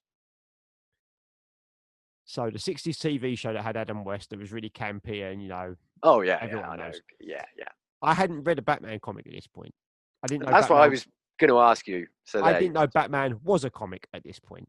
Right. So you'd only seen it on the TV. I'd only seen it on TV. From the charity and then there was this route. I remember around about a year, maybe 2 years before the film came out, they were talking about doing a Batman film. And they were going to be doing quite a serious Batman film. And this is off the back of, I just watched RoboCop. Because RoboCop came out in 87. Did it? Shit. Yeah, RoboCop came out in 87. That's a good one. Sorry. And for Gino, we all know Gino's a massive RoboCop fan. I'll get Hannah on that one soon. And DBS. DBS is the oh yeah. You're right. Yeah. So Batman's coming around. They're talking about it in the same light. And remember, Batman was the first ever 12 and over film released. What? Batman is the first ever 12 and over certificated film in the UK. Oh, sorry. I see. Yeah. As in, okay. Yeah, I thought you meant. I didn't know that though. That's interesting. But they made the certificate for that film because they were like, it's too violent to be a PG, but kids are going to want to see it because it's a superhero. Yeah. So they basically. I'm surprised it's a 12. On VHS when it came out, they didn't put a 12 certificate on it. They put a 15. That's what I would have thought it would have been. Back then. Because they didn't. The infrastructure for it wasn't really there. They just basically bodged this 12 and over certificate together for it because of the nature of the film. Yeah.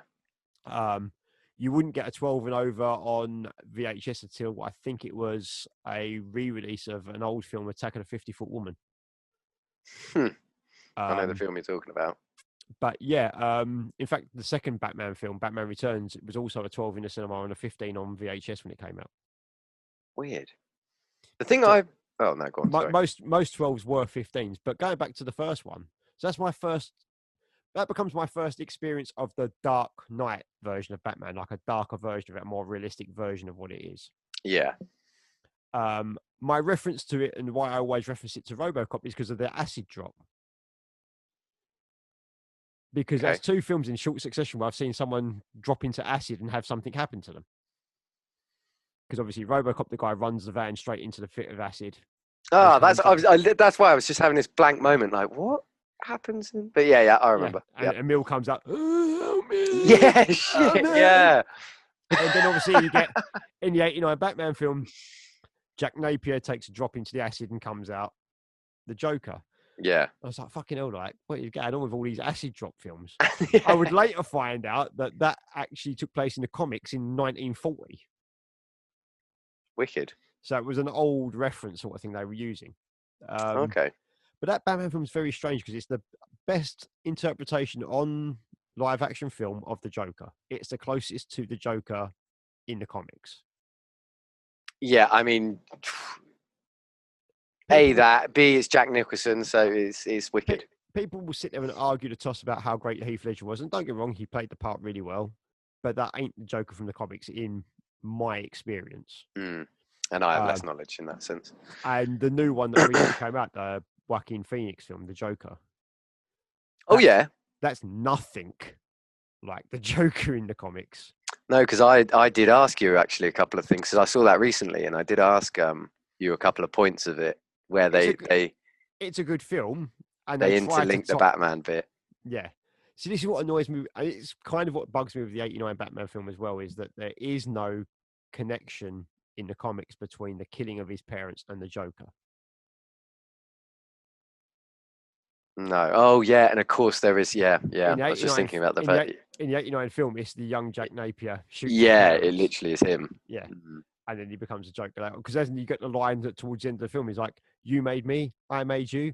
Which one of us is telling the truth?" and all that shit when he's beating the shit out of him in the church. Yeah. So that kind of always bugged me. But what gets me the most is if you watch that film back again, Gotham is the most underpopulated major city I've ever come across. Oh, yeah. There's no fucker in that city in the '89 film. There's like 5 pedestrians. Yeah, but then there's also like, I mean, it's literally like the worst place on earth. It's just literally, the crime is just outrageous. Oh, yeah, and they even talk about the fact that no one wants to be there, and they want that street event to happen to draw in people to come in. They want the 200 bicentenary thing, the 200 years of Gotham. But that's in the comics. It's always been that. In the comics, it's always the worst city to have ever lived. Only people that are born there would ever put up with it, sort of thing. Yeah, it's so extreme in the film. It's like, it's mental. Like, you literally couldn't walk down. You'd be lucky to get out your front door without being robbed. Yeah, and that's how it's portrayed in the comics a lot of the time. You've got you've got the inner city, like the big city part, where it's all like the financial district that's okay, but most of Gotham in the comics is portrayed as like fucking hell on earth. Yeah. So yeah, it's so extreme in the film. It's funny. But you're right. There's so few people. There's so few people, and the only time people gather is when there's going to be a press conference on the steps of a courthouse or the mayor's office. With their umbrellas, yeah. Yeah, everything happens like as a gathering of the press. Yeah. It's such a weird dynamic in that film. It's just like nothing happens unless it's a press conference. And what do you think of, I can't think of his name. What's the actor that plays Batman? Michael Keaton.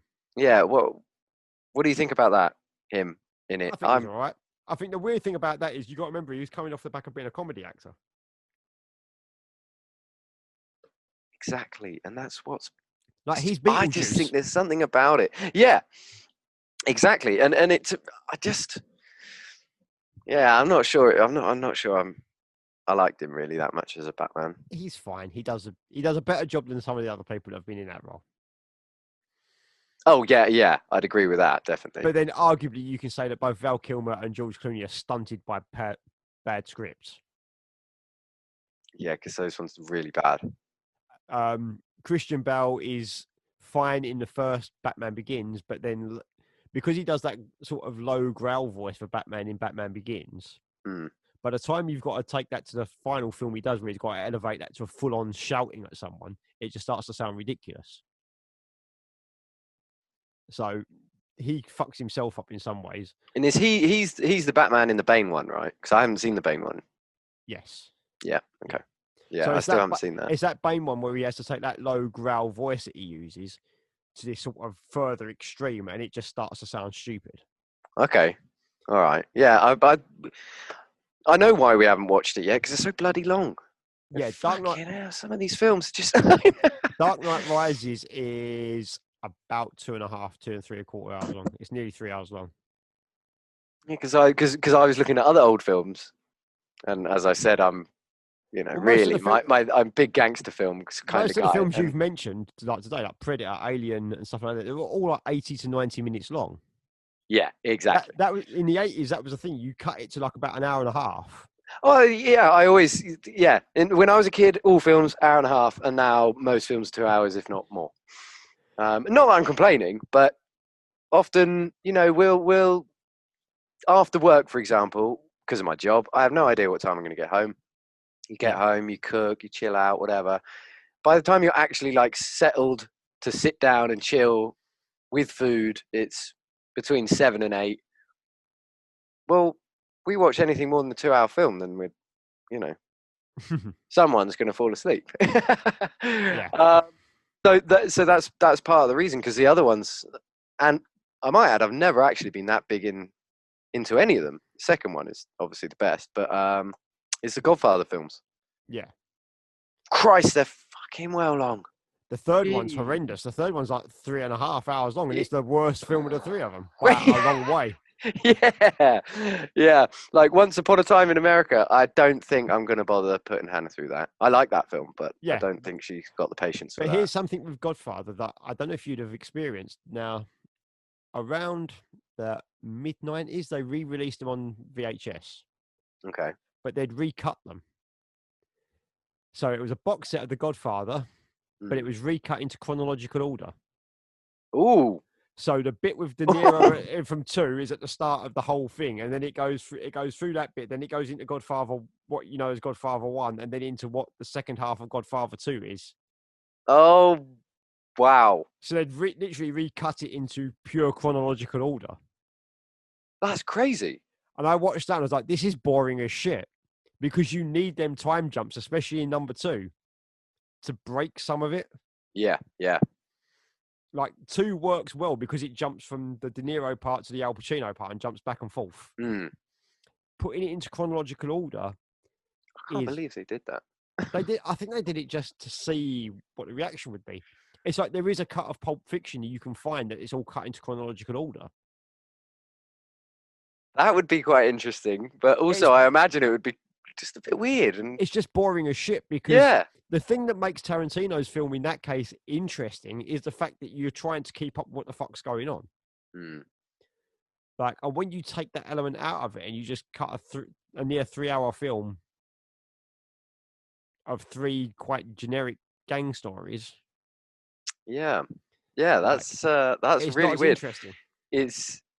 It's funny because a lot of the books that I've read over the years of true crime books and biographies and stuff, and especially the mafia guys, obviously the Godfather's always come up in conversation in the film, in the book, sorry. And they're always so rude about them. So rude about those films.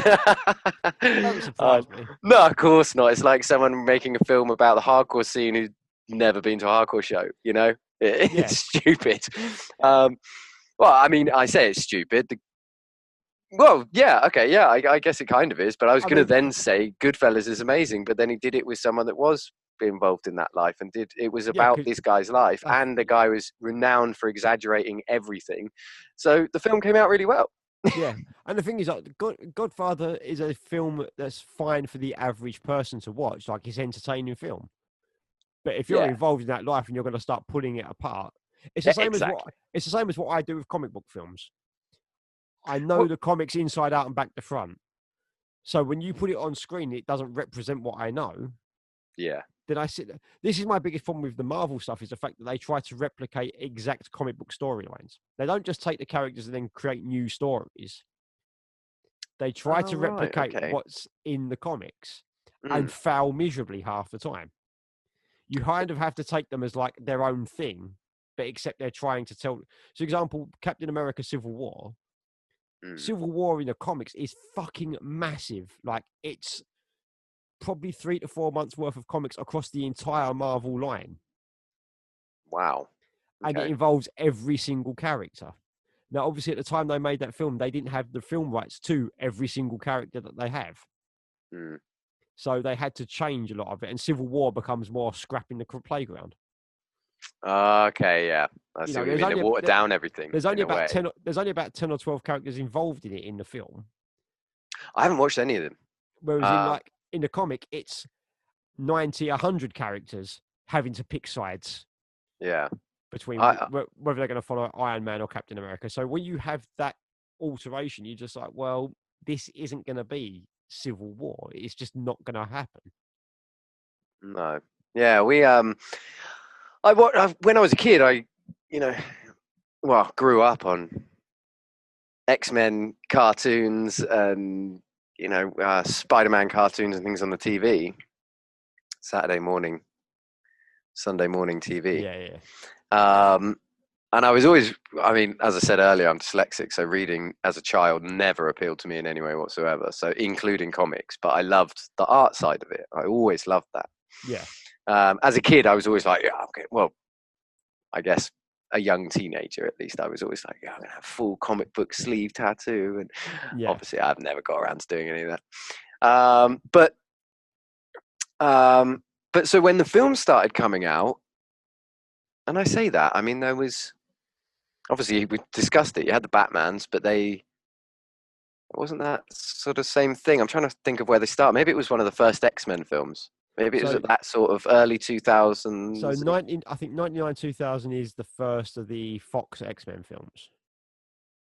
I think it's 2000 Yeah, so because it was that. And then that all sort Blade of took Blade off. came out in 98. Blade came out in 98. The Wesley Snipes Blade film.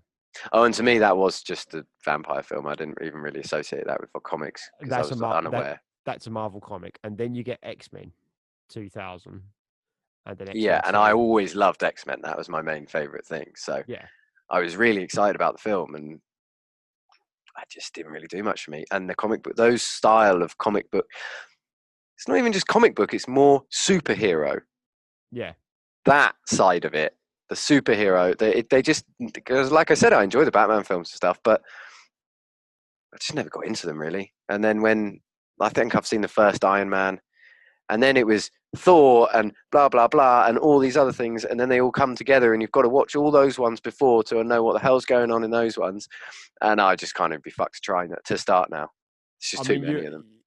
It's mental. I mean, the good thing with Marvel now is that whole story arc is tied up. So from Iron Man to the final Spider-Man film, that's one giant story arc, and it's about 23, 24 films. Fucking hell. And I bet most of them are 2.5 hours long. Well, you got the Avengers ones tend to be quite long because obviously they're trying to fit in all the characters having their all bits and pieces. The individual ones are about 2 hours. Yeah, But I've seen the Iron Man one, the first one. But when you get to like Avengers and the team up ones, it becomes more like, okay, to tell this story at that point, you need to do 2.5 hours. I think Endgame's like 3 hours. I just don't think I'm going to start. You couldn't, and to be honest, I wouldn't bother unless you've got a deep vested interest in that sort of stuff. The films are pretty generic. That's my feeling with them. And Hannah's not interested either. So it's not that they're bad films; they are just very, very. They all follow the same formula. If you watch the first Iron Man film, which is basically guy yeah, I have seen that one. Yeah. So he becomes Iron Man, and the first villain he fights is basically an evil version of himself because it's the guy in a bigger Iron Man suit. Then go and watch Hulk. The Incredible Hulk film is he becomes Hulk, and then he fights a stronger version of himself in the Abomination. Is it the Grey Hulk? No, No, Grey Hulk is Hulk from the comics. Ah, right, yeah, because I remember that. Basically, what happened with that in the comic history is the fact that the first time they did issue one of the Hulk, they coloured him grey. Oh. But for some reason, because of the way colours they used to print comics back then, it didn't look great, so they changed it to green in the second issue. Right, I thought So later on down the line, they decided to retcon this in as something else. And there's a version of Hulk that's it's kind of like stages of how hulked out he is. So the grey Hulk is sort of not as big, but slightly more intelligent. Right, okay. He retains more of the Banner humanity. And then later on, he actually becomes a separate... He's still Banner, but he becomes a separate character called Joe Fixit, and he's like a gangster, but Hulk, Grey Hulk in a gangster. He's got like a trench That sounds coat well and a good. and that's quite fun. Should do that. So yeah, Gangster Hulk. there's elements of and the thing is, Hulk's been retconned so many fucking times over the years of his existence. It's ridiculous. There's been times when they're completely separate, like Hulk's over there and Banner's over there, and they're completely separate entities. Oh Christ! And even the films, they went mad on remaking those for a few years, didn't they? Yeah, so Weird. you know, but like I say, all the origin films are basically the same thing, where you have the villain will be a stronger, evil version of the hero, and they do that every single time. And you're just like, okay, Jesus. well, that's your basic setup. That's your origin story setup. That's what you're going to do every time. And then your sequels and that spin off to whichever direction they want to go, Yeah. regardless. But it is very samey. It is very generic. And if you've got no vested interest in it, I wouldn't bother. I really wouldn't. No. I mean, I have a personal issue with giving money to Disney these days. Like, yeah, I mean, some of the shit that they've pulled recently, which, you know, I won't go into the podcast, but it's that sort of thing where I've looked at some of the stuff they've done really recently with one of their films and been like, that's the line for me. That's like, yeah, kind of have to draw a line. okay. Oh, you have to tell me that when we're not recording. You have to draw a line in the sand. So, I mean, don't get me wrong. I still buy Nike trainers that do some dodgy shit. You know what I mean? It's not like most big corporations are doing dodgy shit somewhere down the line. Yeah, exactly.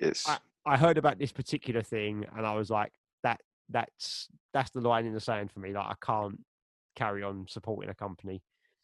So I will still watch Star Wars stuff. I'll still watch Marvel stuff, but I'll find other ways of doing it than giving money to Disney. Than paying it. Yeah. Well, fair enough. Yeah, it's well, they're going to take over the world, aren't they? Disney, I think. But the film Disney, Amazon, and Walmart. That'll be it. And Google. Oh yeah, sorry, yeah, and Google, yeah, of course. But actually, the film that Hannah told me you watched that I was actually going to talk about wasn't Batman. You watched another one of my more recent favourite films. Look at the blank expression on his face. Yeah, shit. This is because we were going to do the podcast the other day, and I was like, right, Hannah, we need to talk about. I want to bring up the films we've watched. This is on Friday when we were going to do it. It literally took us about half an hour to write 3 films, and I was like, there's no way I can do the podcast like this. I'm way too tired. I can't remember anything. Right. So we've done Falling Down. We talked about Batman. We've done Warriors. We've done Ghostbusters. No, we did watch that. I think you just watched that last time. Last time I saw you. Yeah. Huh? Oh, I've just cheated. Hannah just told me. Yeah. John Wick. Yes. Yeah, she. All right, she gets the points for that, not me. I totally forgot. Now, the first thing I'd say is that she really enjoyed that. I was disappointed to say more so than some of those other films we've already discussed. How can you not? The thing is, like, I wouldn't blame her. Like, I love John Wick. I think the John Wick trilogy is incredible. We've only seen the first one. Annoyingly, on Netflix, they've only got the third one. And I don't seem to be able to find the second one. The second one's probably the weakest of the 3. But they all kind of expand upon the universe that you're kind of saying. I can't believe I forgot this. I went into Forbidden Planet today because we were in Central and we walked past and I hadn't been in there for a long time.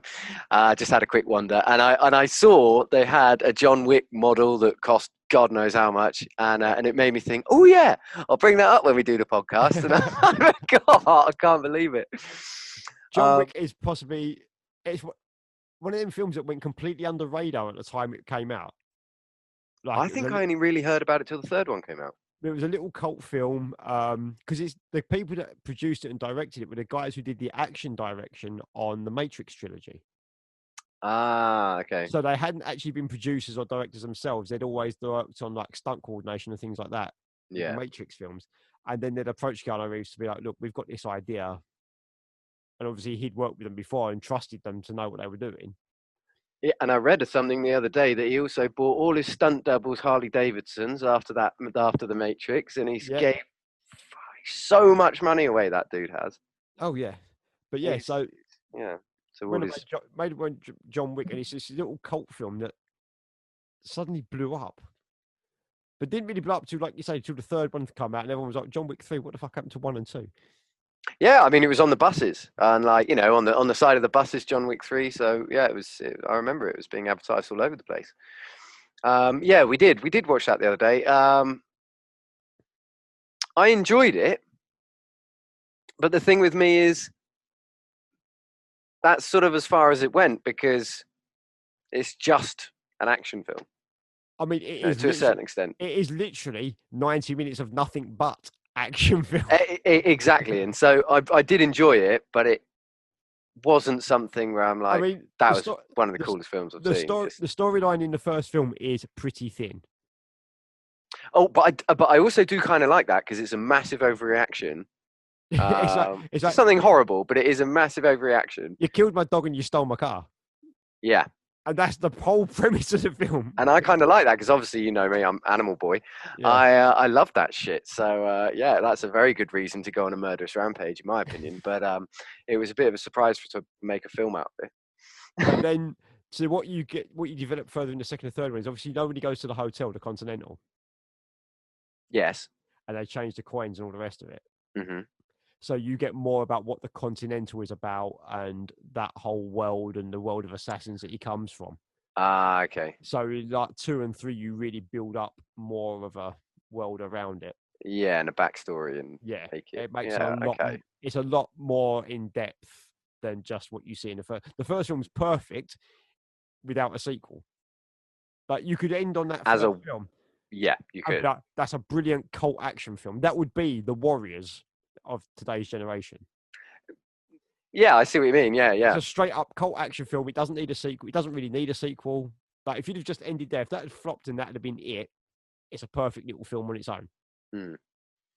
But they've managed to get a sequel out of it because it did well enough compared to its budget, where it's like, oh, people like that. We can Yeah. make more of this. And now apparently there's going to be a TV show based around the hotel. Oh, There's a whole TV okay. show coming on called The Continental, which is about that. But the guys have also just announced a film coming out in February next year called Nobody. So they're the same production company. Ah, right. And it's got the guy who plays Saul from Better Call Saul and Oh, yeah, yeah. Breaking Bad. He's playing the sort of Nobody character, which is basically the John Wick character of this film. Right. It look I can't see him diving around rooms shooting people. Go and check out the trailer. The trailer's called Nobody. Okay. The trailer went up the other day, and it's kind of John Wick, but with a bit more of a sense of humor to it. Yeah, because he is a comedian. I do like that guy. But yeah. It looks really fucking good. Okay. I was like, yeah, I'll go and watch that. But I think at this point, with them, the team that are behind that, I'd probably go and watch anything they made because they haven't made a bad film. Yeah. I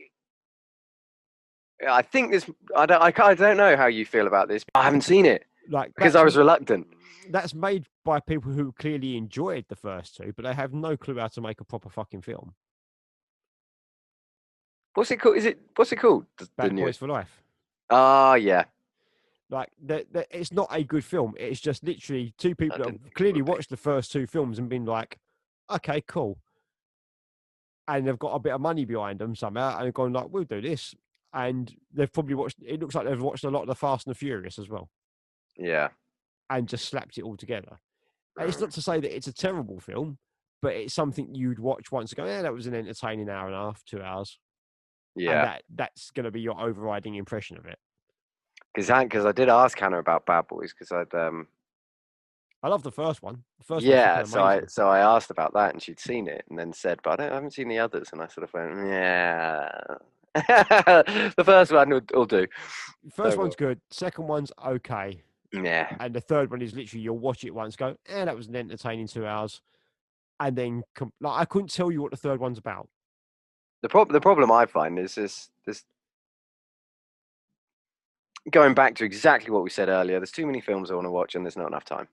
So that's going to be pretty low down there. And especially now, I've not only got the films I want to see, I've got the film I want Hannah to see that I've already seen. Uh, so we're trying to catch up. Has she seen like the Indiana Jones films? So those are they're all. We've got this free thing for the Sky package on Now TV. So that's how we've been managing to go through all these films. And I asked about Indiana Jones, and we watched one or two of them, or at least one of them, and then another one in the background over. I was going to say last Christmas, but whenever it was, I was at my dad's house because he loves them, and it was just on in the background because we've all seen them a million times, except Hannah. And yeah, she's mildly interested, but I would not. They're making a new one next year. No, I was about to say I wouldn't bother with that fucking fourth one. That was an embarrassment. They're making a fifth one next year. Like they start shooting in January. Have you seen the South Park about the fourth? Funny enough, I don't watch a lot of South Park. Like I don't really get on with it. Oh, like shit, it's okay. I'm really surprised. It's okay in bits and pieces, but I can't sit and watch whole like seasons of it. Like I don't get anyone that can. I'm just like, it's fun, it's okay, but it's pretty dumb. Oh, I see. I can. I love it, and I actually think it's really clever. Like I'm amazed that they're able to churn it out as well. I can see why they could churn it out so quickly because it's not exactly the greatest drawn or animated piece of art out there. No, and now it's not. Originally, obviously, it was bits of paper, but now it's all done on the computer. So, but it's like, I mean, they keep it pretty relevant. They keep it up to date and relevant, which is that's the best part of it. Is the fact they're able to churn it out quickly and keep it super relevant. Like the COVID special that came out in the middle. I still haven't watched. Which you're the one that gave me the fucking link to, which is what cracks me up. But I still haven't fucking watched it. But yeah, I will get around to it. I mean, that link will probably be dead by the time you get around. Yeah, it probably will. Yeah. But yeah, like I watched that. It's an entertaining hour and a half. It's like the World of Warcraft one. Yeah. It's an entertaining. Like I can watch the film ones, like them sort of multi-part episodes that they condense into a film and go like, there's an hour and a half of South Park. They're fine to watch, but I couldn't watch it episode in, episode out, back to back. Well, I don't know how long I could, but I've literally, except that one you're talking the pandemic special. Yeah, except that and the latest series, I've seen it all, and I love it, and I do think that a lot of it is really clever. A lot of it is extremely stupid. Of course, it is South Park. Yeah. But some of it is really clever, and because they keep it current, like you said, I think that's how they keep it. They keep it going. I mean, it's been going since. What, 90? Yeah, it's 7, mid-90s, isn't it? Mid to late 90s. Yeah, I was definitely in Dorset by the time. I think I'm going to guess it was 98. Like, Simpsons was kind of the first adult comedy cartoon. It's not really adult, but it was originally touted as being more adult orientated. The Simpsons. Yeah, and it has its. It is. Yeah. And then I think. Because South Park, King of the Hill, and all that all started to come out around the same sort of time.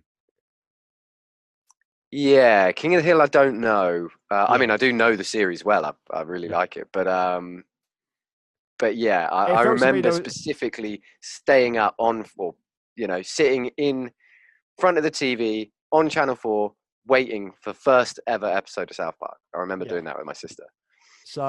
But not King of the Hill. No, but I remember all them seasons sort of kicking off, and then you started to get into the Fox stuff when like Family Guy came in and American Dad. Yeah. And that was like the next wave of all them sort of things. So I think Simpsons kind of starts it, and then you get your South Parks and all the rest of it, and then you get that sort of wave of Family Guy, American Dad. And they're all okay. Like I can watch episodes here and there of them, but they don't really do anything for me. But then I'm not a comedy person either. Miserable twat. Yeah, well, that's fair enough. But yeah, going back to the Indiana Jones one specifically is brutal. They are. I mean, you can tell that the two guys didn't like the film. Yeah, we're not impressed at all. It's all basically all the boys having pretty much post-traumatic stress about the fact that they witnessed their friend being raped, and what that actually means is that they went to the cinema and watched the new Indiana Jones film, and they're all they go to the police about it. They say they go to in the episode they go to the police and they're talking about it, and the policemen are like, what are you talking about? No, I haven't seen the new Indiana Jones. Shut up. And then one of the guys in the back of the police station starts like sniffling and then he starts crying. He's like, yeah, I saw it too. I can't deny it. And like, we all should have reported it, but no one did. And like, it's amazing. But it's horrible. It's not as good as the original 3, but it's not the worst film I've ever sat through. Oh, well, no, that's true. But that's... I'm not quite sure what holds that title, but... This is my problem with a lot of them sort of fandoms as well. Like, they will overreact when they don't like something. Yeah. Like, I thought it was inevitably going to be shit because they did it so many years later, and it was like, oh, we're going to try and re-spark this, and it's like, it's not going to work, don't bother. And guess what? It was shit. That's my problem with Bill and Ted. That's my assumption is it's going to be shit. It's going to be shit, yeah. And that's, you know, that's why I'm kind of like, but I will watch it. I will too. But yeah. I mean, it's like this Ghostbusters sequel is coming out next year now. Oh, yeah, I'm really intrigued. I'm kind of like, yeah and no and yeah. And the fact that you've got like the kid from Stranger Things in it, and it looks like the whole what I've seen in the trailer looks like an episode of Stranger Things, and looks like it misses the charming humor of the original two.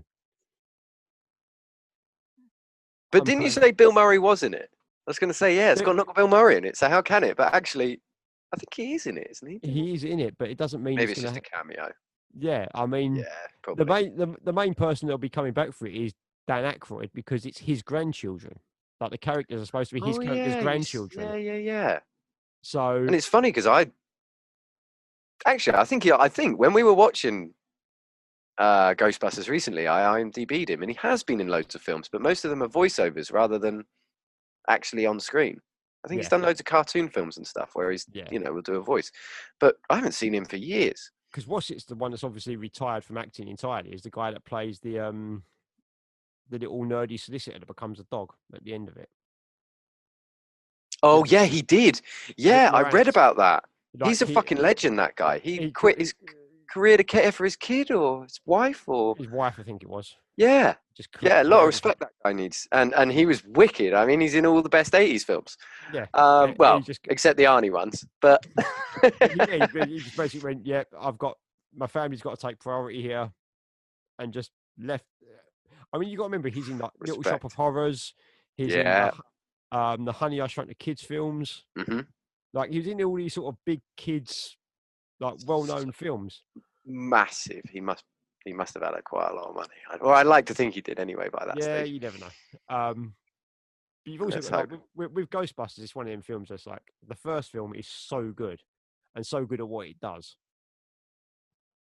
It is really good. And it still has that, even though it's Ghostbusters, which, like we said earlier about Batman, is in your head as kids, they still make it dark. And well, there's so many elements, there's so many jokes in that first film where you're just like, I didn't get that as a kid. Yeah. Are you Alice menstruating right now? No. Are you Alice menstruating right now? What has that got to do with anything? Back off, man. I'm a scientist. It's just and then there's another joke about mortgages. Yeah. Which I remember watching it and laughing and thinking at 93% or something, you didn't even try to bargain with the guy. Yeah. It's just like, so your mortgage is 93% interest. Jesus fucking Christ. Yeah. But then also Home Alone, I always remember, because my dad always loved Home Alone, and we all have as kids, and I say all, me and my sister. But I remember one day watching that much older, and now typically I'm even brought the bloody subject up. I can't think of the line, but it's Frank, the uncle, I think he is. Yeah, he's brother to So the uncle, and someone walks in on him in the shower, and he says, "Oh yeah, I once walked in on blah blah blah in the shower, and he said I'm never gonna grow up to be a real man," or or something like that, or and I can't remember what it is, but it's a reference to penis size basically, and it's hilarious. The interesting thing about Home Alone is, the black and white film he's watching that he uses to scare them off. Yeah. That film doesn't exist. I know, because as a kid, I always wanted to see it, and then we found this out. Yeah, it just doesn't exist. It's just something they did entirely for the film. But so many people think that that's an actual film.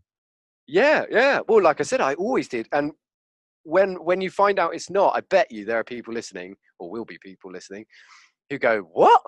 Yeah, yeah. There's no actual film for that. It's just something they shot for that specifically. Yeah, and it's. I mean, it's brilliant. It is so brilliant. Those quotes are just. Yeah, because Yeah. they use the typical kind of acting from that sort of 40s, 50s era, the way Yeah, that people in them films of that time would have been acting in films.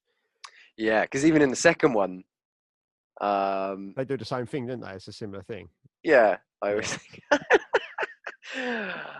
yeah, But I never liked you've them been, films. yeah, Again, by the time they came out, I was so far into like my horror films and shit like that I got lucky. I that got they were. lucky when they It, came out. I don't know what age I would have been, but I would have been young, really young. it's like when the Goonies In fact, let's came look. out, and the Goonies and E.T. and all them sort of films that you're supposed to have, if you're my age, you're supposed to have watched as a kid. Never have.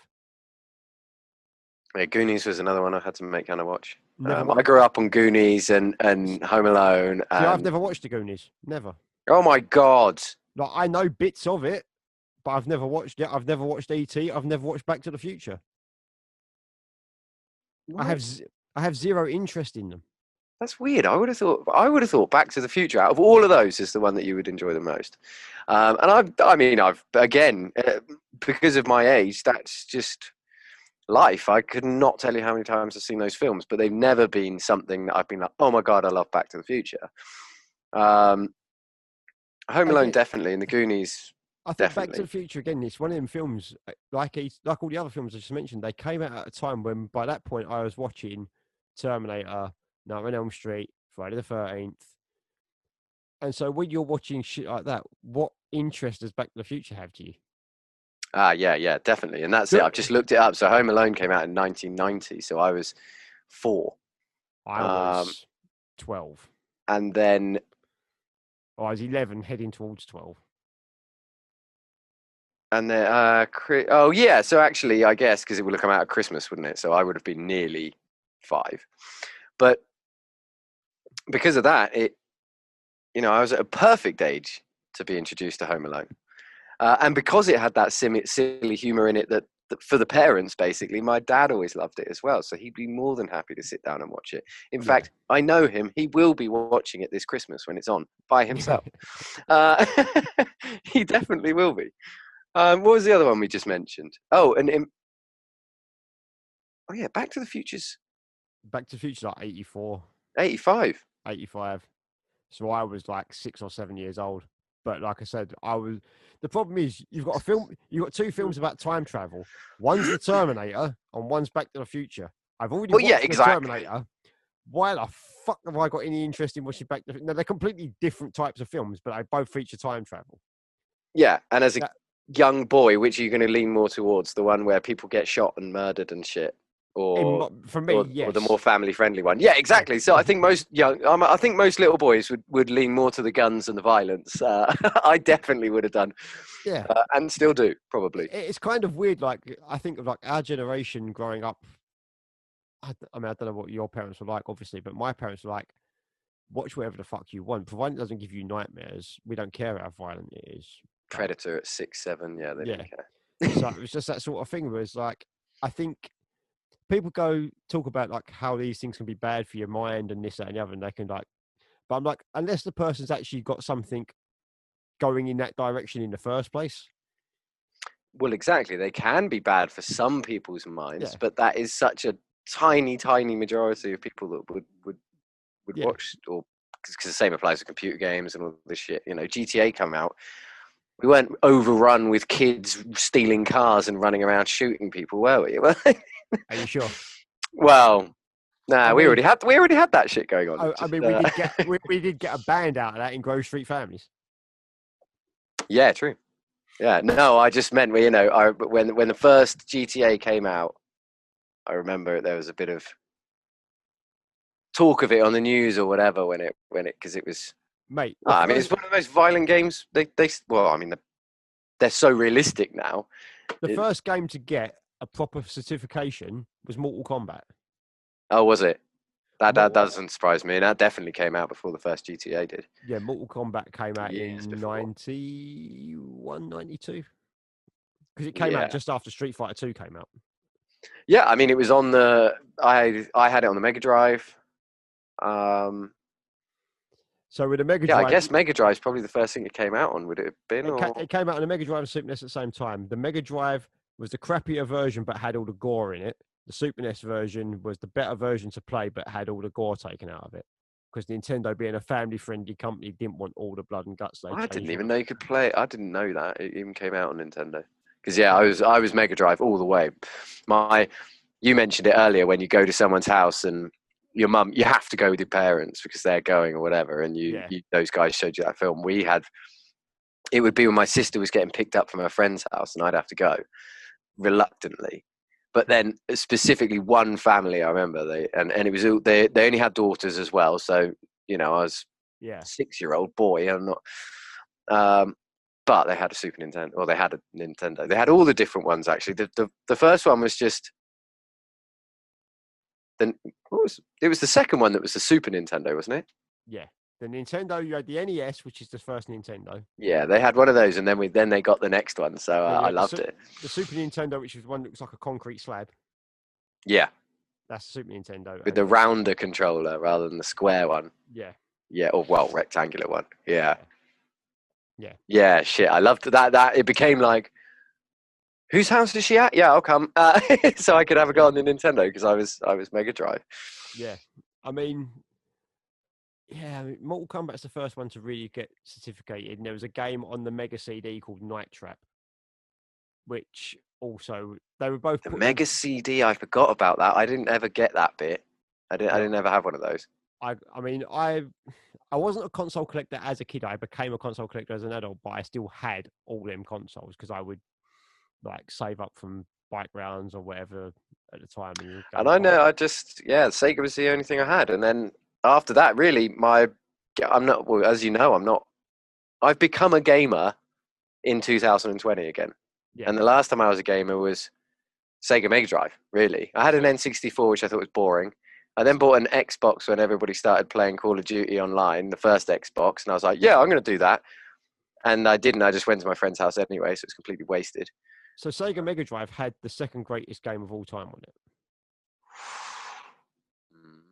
which is Streets of Rage. Oh, yeah, okay. Yeah, that Obviously, was no, I incredible. no, I had the Japanese version of it, which was called Bare Knuckle. So I didn't put the two together. I didn't realize it was the same game for I remember you saying that. Yeah, I don't remember because ever hearing about that version. I I basically got my Mega Drive from the East Ham shopping market, Okay. which our friend Gino will know very well.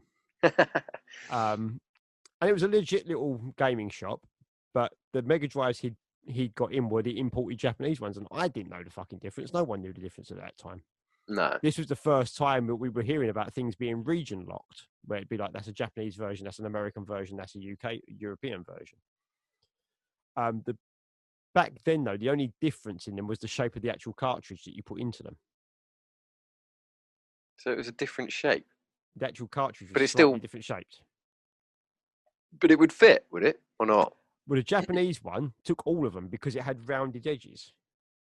The Ah, American and the European one had that little sort of square bits cut out in the back of them. I can't remember. They were But kind of yeah. like long, round. They'd have rounded edges, but then they had this sort of little square bit at the back of them. So but they would fit into the Japanese machine because the Japanese machine was completely rounded off. But the Okay. Japanese carts wouldn't fit into the American or the European version. So I didn't know any of this at the time, but I bought that was for that. I think my mum bought me that one for Christmas, and I wanted Sonic the Hedgehog with it. But Sonic the Hedgehog hadn't actually come out. I was seeing it in the magazines because it was being previewed, but it wasn't actually being released. Okay. And they said, look, you can pick any game you want from what we've got here.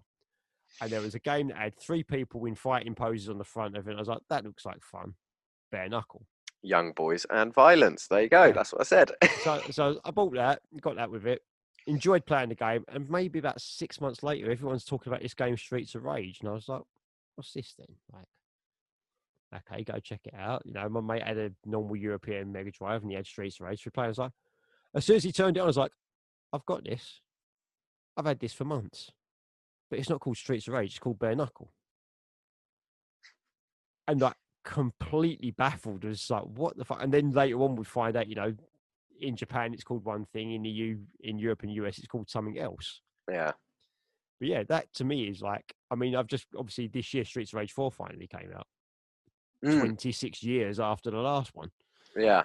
And that was just like, that got me through the first bit of lockdown.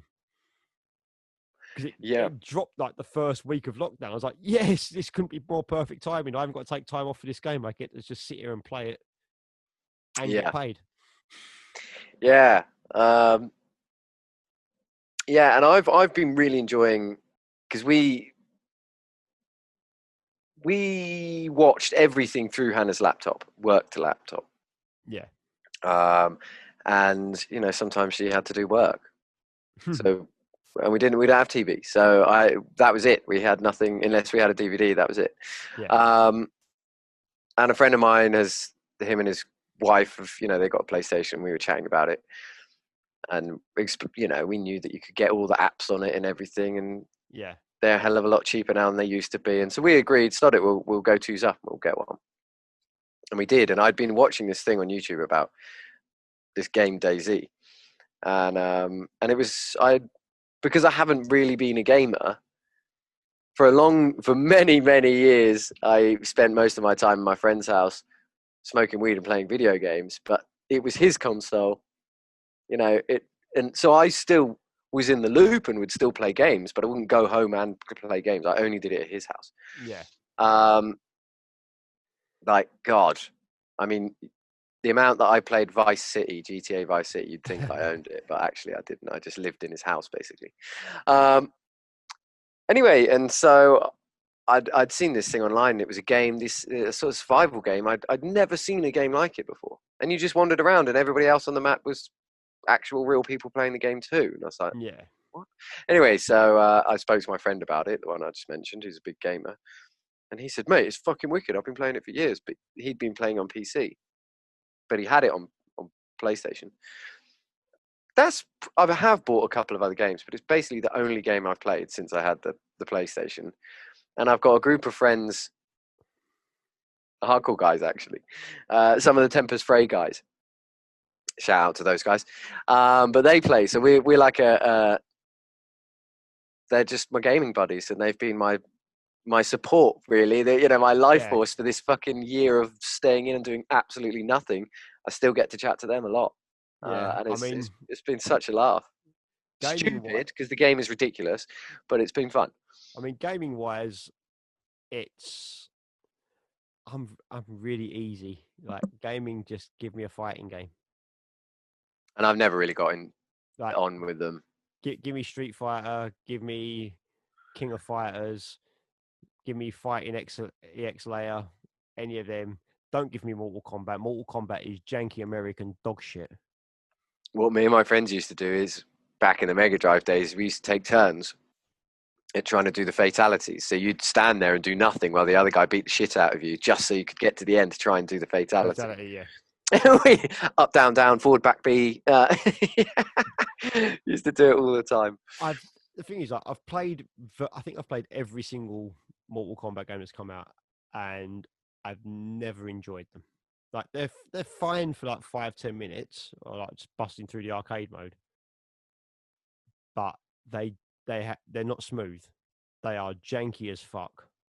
And and that's it. And fighting games just never really, no matter what it was. The only appeal of Mortal Kombat is the gore. Yeah. And that's literally why it is the most successful of all the fighting games regarding how much money they take and their budgets and stuff. It's the most successful. But it's purely because casual players will play it, will go and pay 70 quid for it, play through the arcade mode or the story mode once, and then bin it off. Whereas Street Fighter tends to have doesn't have so many casual players. It's people that are like lifelong franchise players, or if they're people coming new to that version of the game, like a bunch of kids have just got into Street Fighter 5, this is their first Street Fighter, they're going to be around for years and they're going to be competing Mm. in it. They're not. Yeah, Fucking, they get really into it rather than just. yeah, it's not Yeah, I just see your surface point. level. Yeah.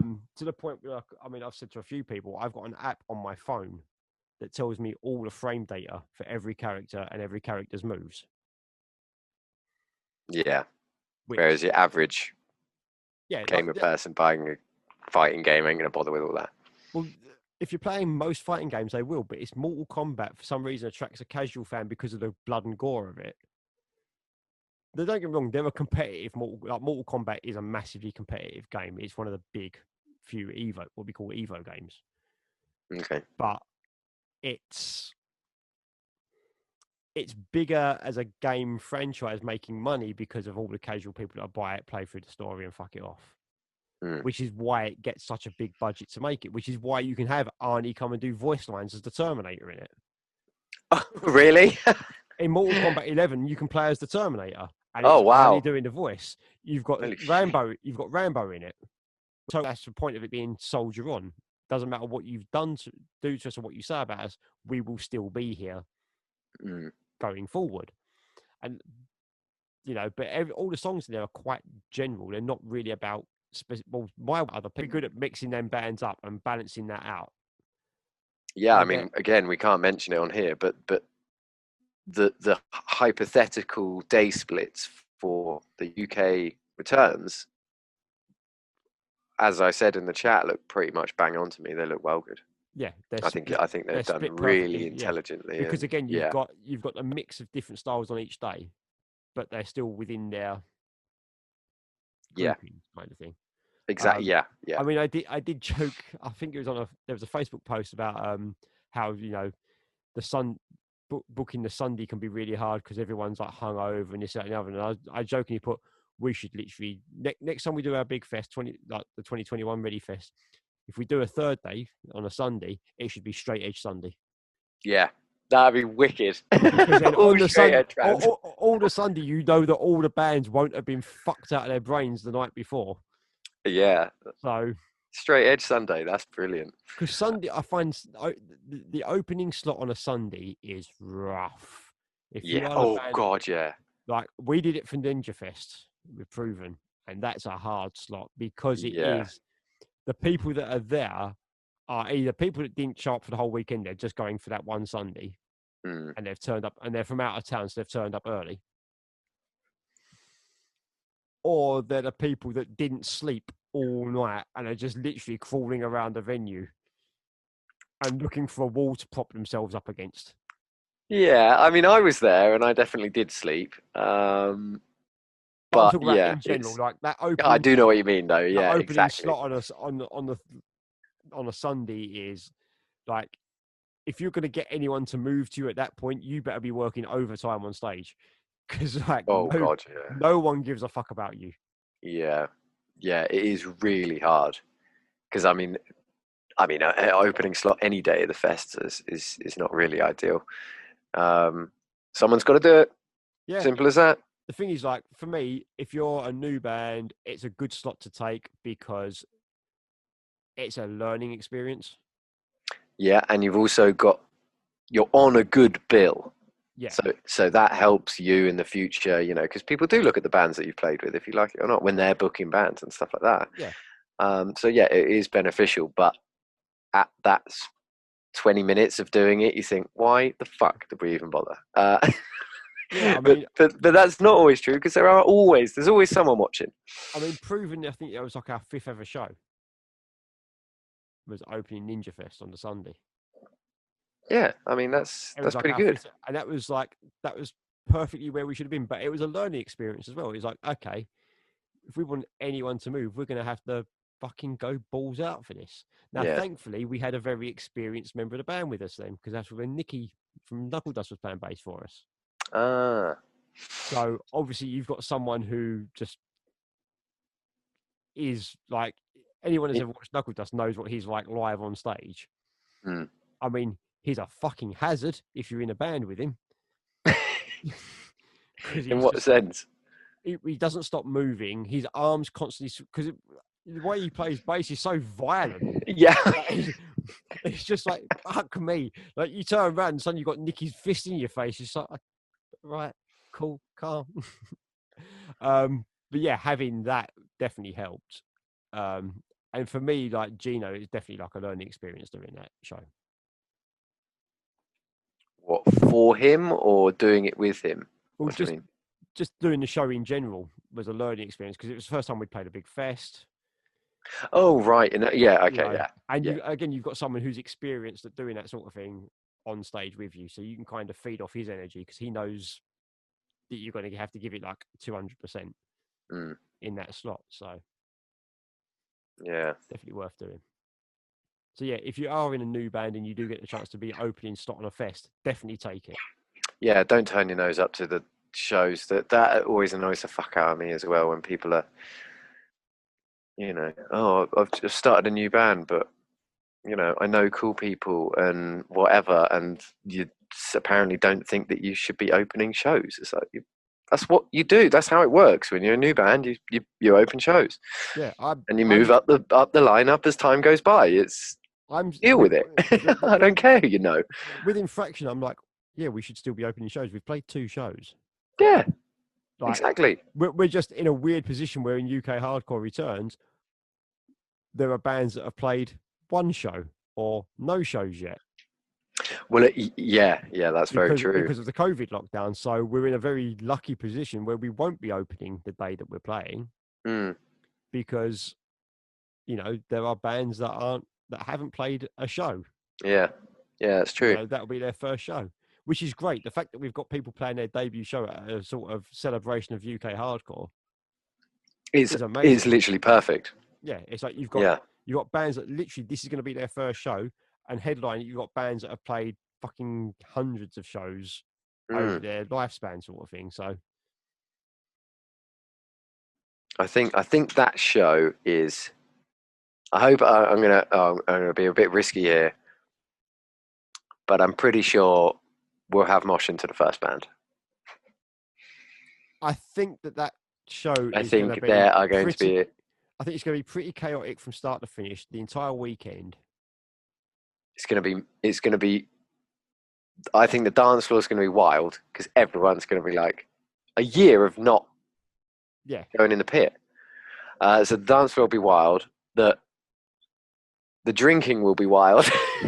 I tell you what, me and you are going to have our work cut out for us on that door. Yeah, I think we will. And that bloody venue as well, the amount of people who just come in like, what? It's just my local, mate. It's like, yeah, but today, of all days, you got to pay 10 quid to come in. And they're like, well, I'm not fucking paying. It's like, well, then you're not coming in. It's up to you. I don't give a shit either way. It's the locals in New Cross. By the way, just to point out, like 10 quid isn't what the ticket price is going to be. Oh, no, that was just a figure I plucked out the sky. I don't even know if we've decided on that yet. No, we haven't. No. But yeah, I remember this guy at the last fest. He fucking hell, and he's trying to go in with him and 3 of his kids. I just want a pint. Look at this place. Why are you bringing your children in here? Even if just go to the pub instead. Like, he was crazy, that bloke, and he was adamant they were coming in. And actually, he was right. He did. They went in and had a pint. He came back over to me and he waved at me and he said, "We're going now." I was like, "All right, cool." Thank you. I remember that. I do remember that. Yeah, because he was pissing me off, and he gave me some really weird excuses to make it justifiable. And I was like, "Nothing you say is going to make a difference. You're bringing your small children into this venue where they might get punched in the face just so you can have a pint, and you're not willing to pay to go in when you have to pay to go in." But eventually, we all agreed, fuck it, go on, mate, just go and have a pint. Yeah. You can pick your kids up if they get knocked out. But no, he kept his word. So actually in the end, fair play to that guy. But yeah, I mean, we've had that driving me out the wall. I remember that with tea chances as well. There'd be the people that were in tea chances. Yeah. There was like the random guy that would sleep on the sofa. Yeah, and they were like local as fuck. Like, not as in they live locally, like that was their drinking spot. That's it. And they didn't give up. They didn't want to listen to that shit, but they are going to drink at their bar. Yeah. So I'm not paying. I hate your fucking noise, but I'm going in. Well, that guy on All the right, mate. that guy on the sofa Whatever. fell asleep during it. Like he was napping on the sofa while there was like fucking 50 caliber plan or whatever it was, and I was just like, how are you sleeping through this? Yeah, that's incredible. Like this is insanity. Like I know it's not the loudest PA system. I mean, the small room in T chances was literally just the amp and the PA Mm. sort of thing. Like it wasn't the greatest sound quality or anything, but I was like, I'm surprised anyone can sleep through this. Yeah, this might have to be a parting note because A, we've been talking for ages, and B, it's really late. I've got to go to work tomorrow. Yeah. But yeah, I probably no doubt told you this, but I once had an ex-girlfriend who fell asleep upstairs on the balcony bit in the 12 bar during 6 Foot Ditch. And when they finished, I went up there and I had to wake her up. Wow. Yeah, I've never been more mind blown by people sleeping in weird places than that. That was fucking nuts. And she hadn't been drinking, I might add. It wasn't like she was pissed and passed out. It was just tired and slept during 6 Foot Ditch in a tiny room. Mental. Right. So yes, Anyway, on that note, yeah. it's time to head off. So thanks for your time, Ferg. Yeah, my pleasure, mate. Yeah, nice to chat. And for the rest of you guys, we should be back next week. And then I think after that one, I'm going to be taking a bit of a break because it'll be Christmas time in recording terms, at least. So I'll be taking maybe a couple of weeks off while we sort out some more guests for the next year. But yeah, hope everyone takes well and see you all soon. Take care.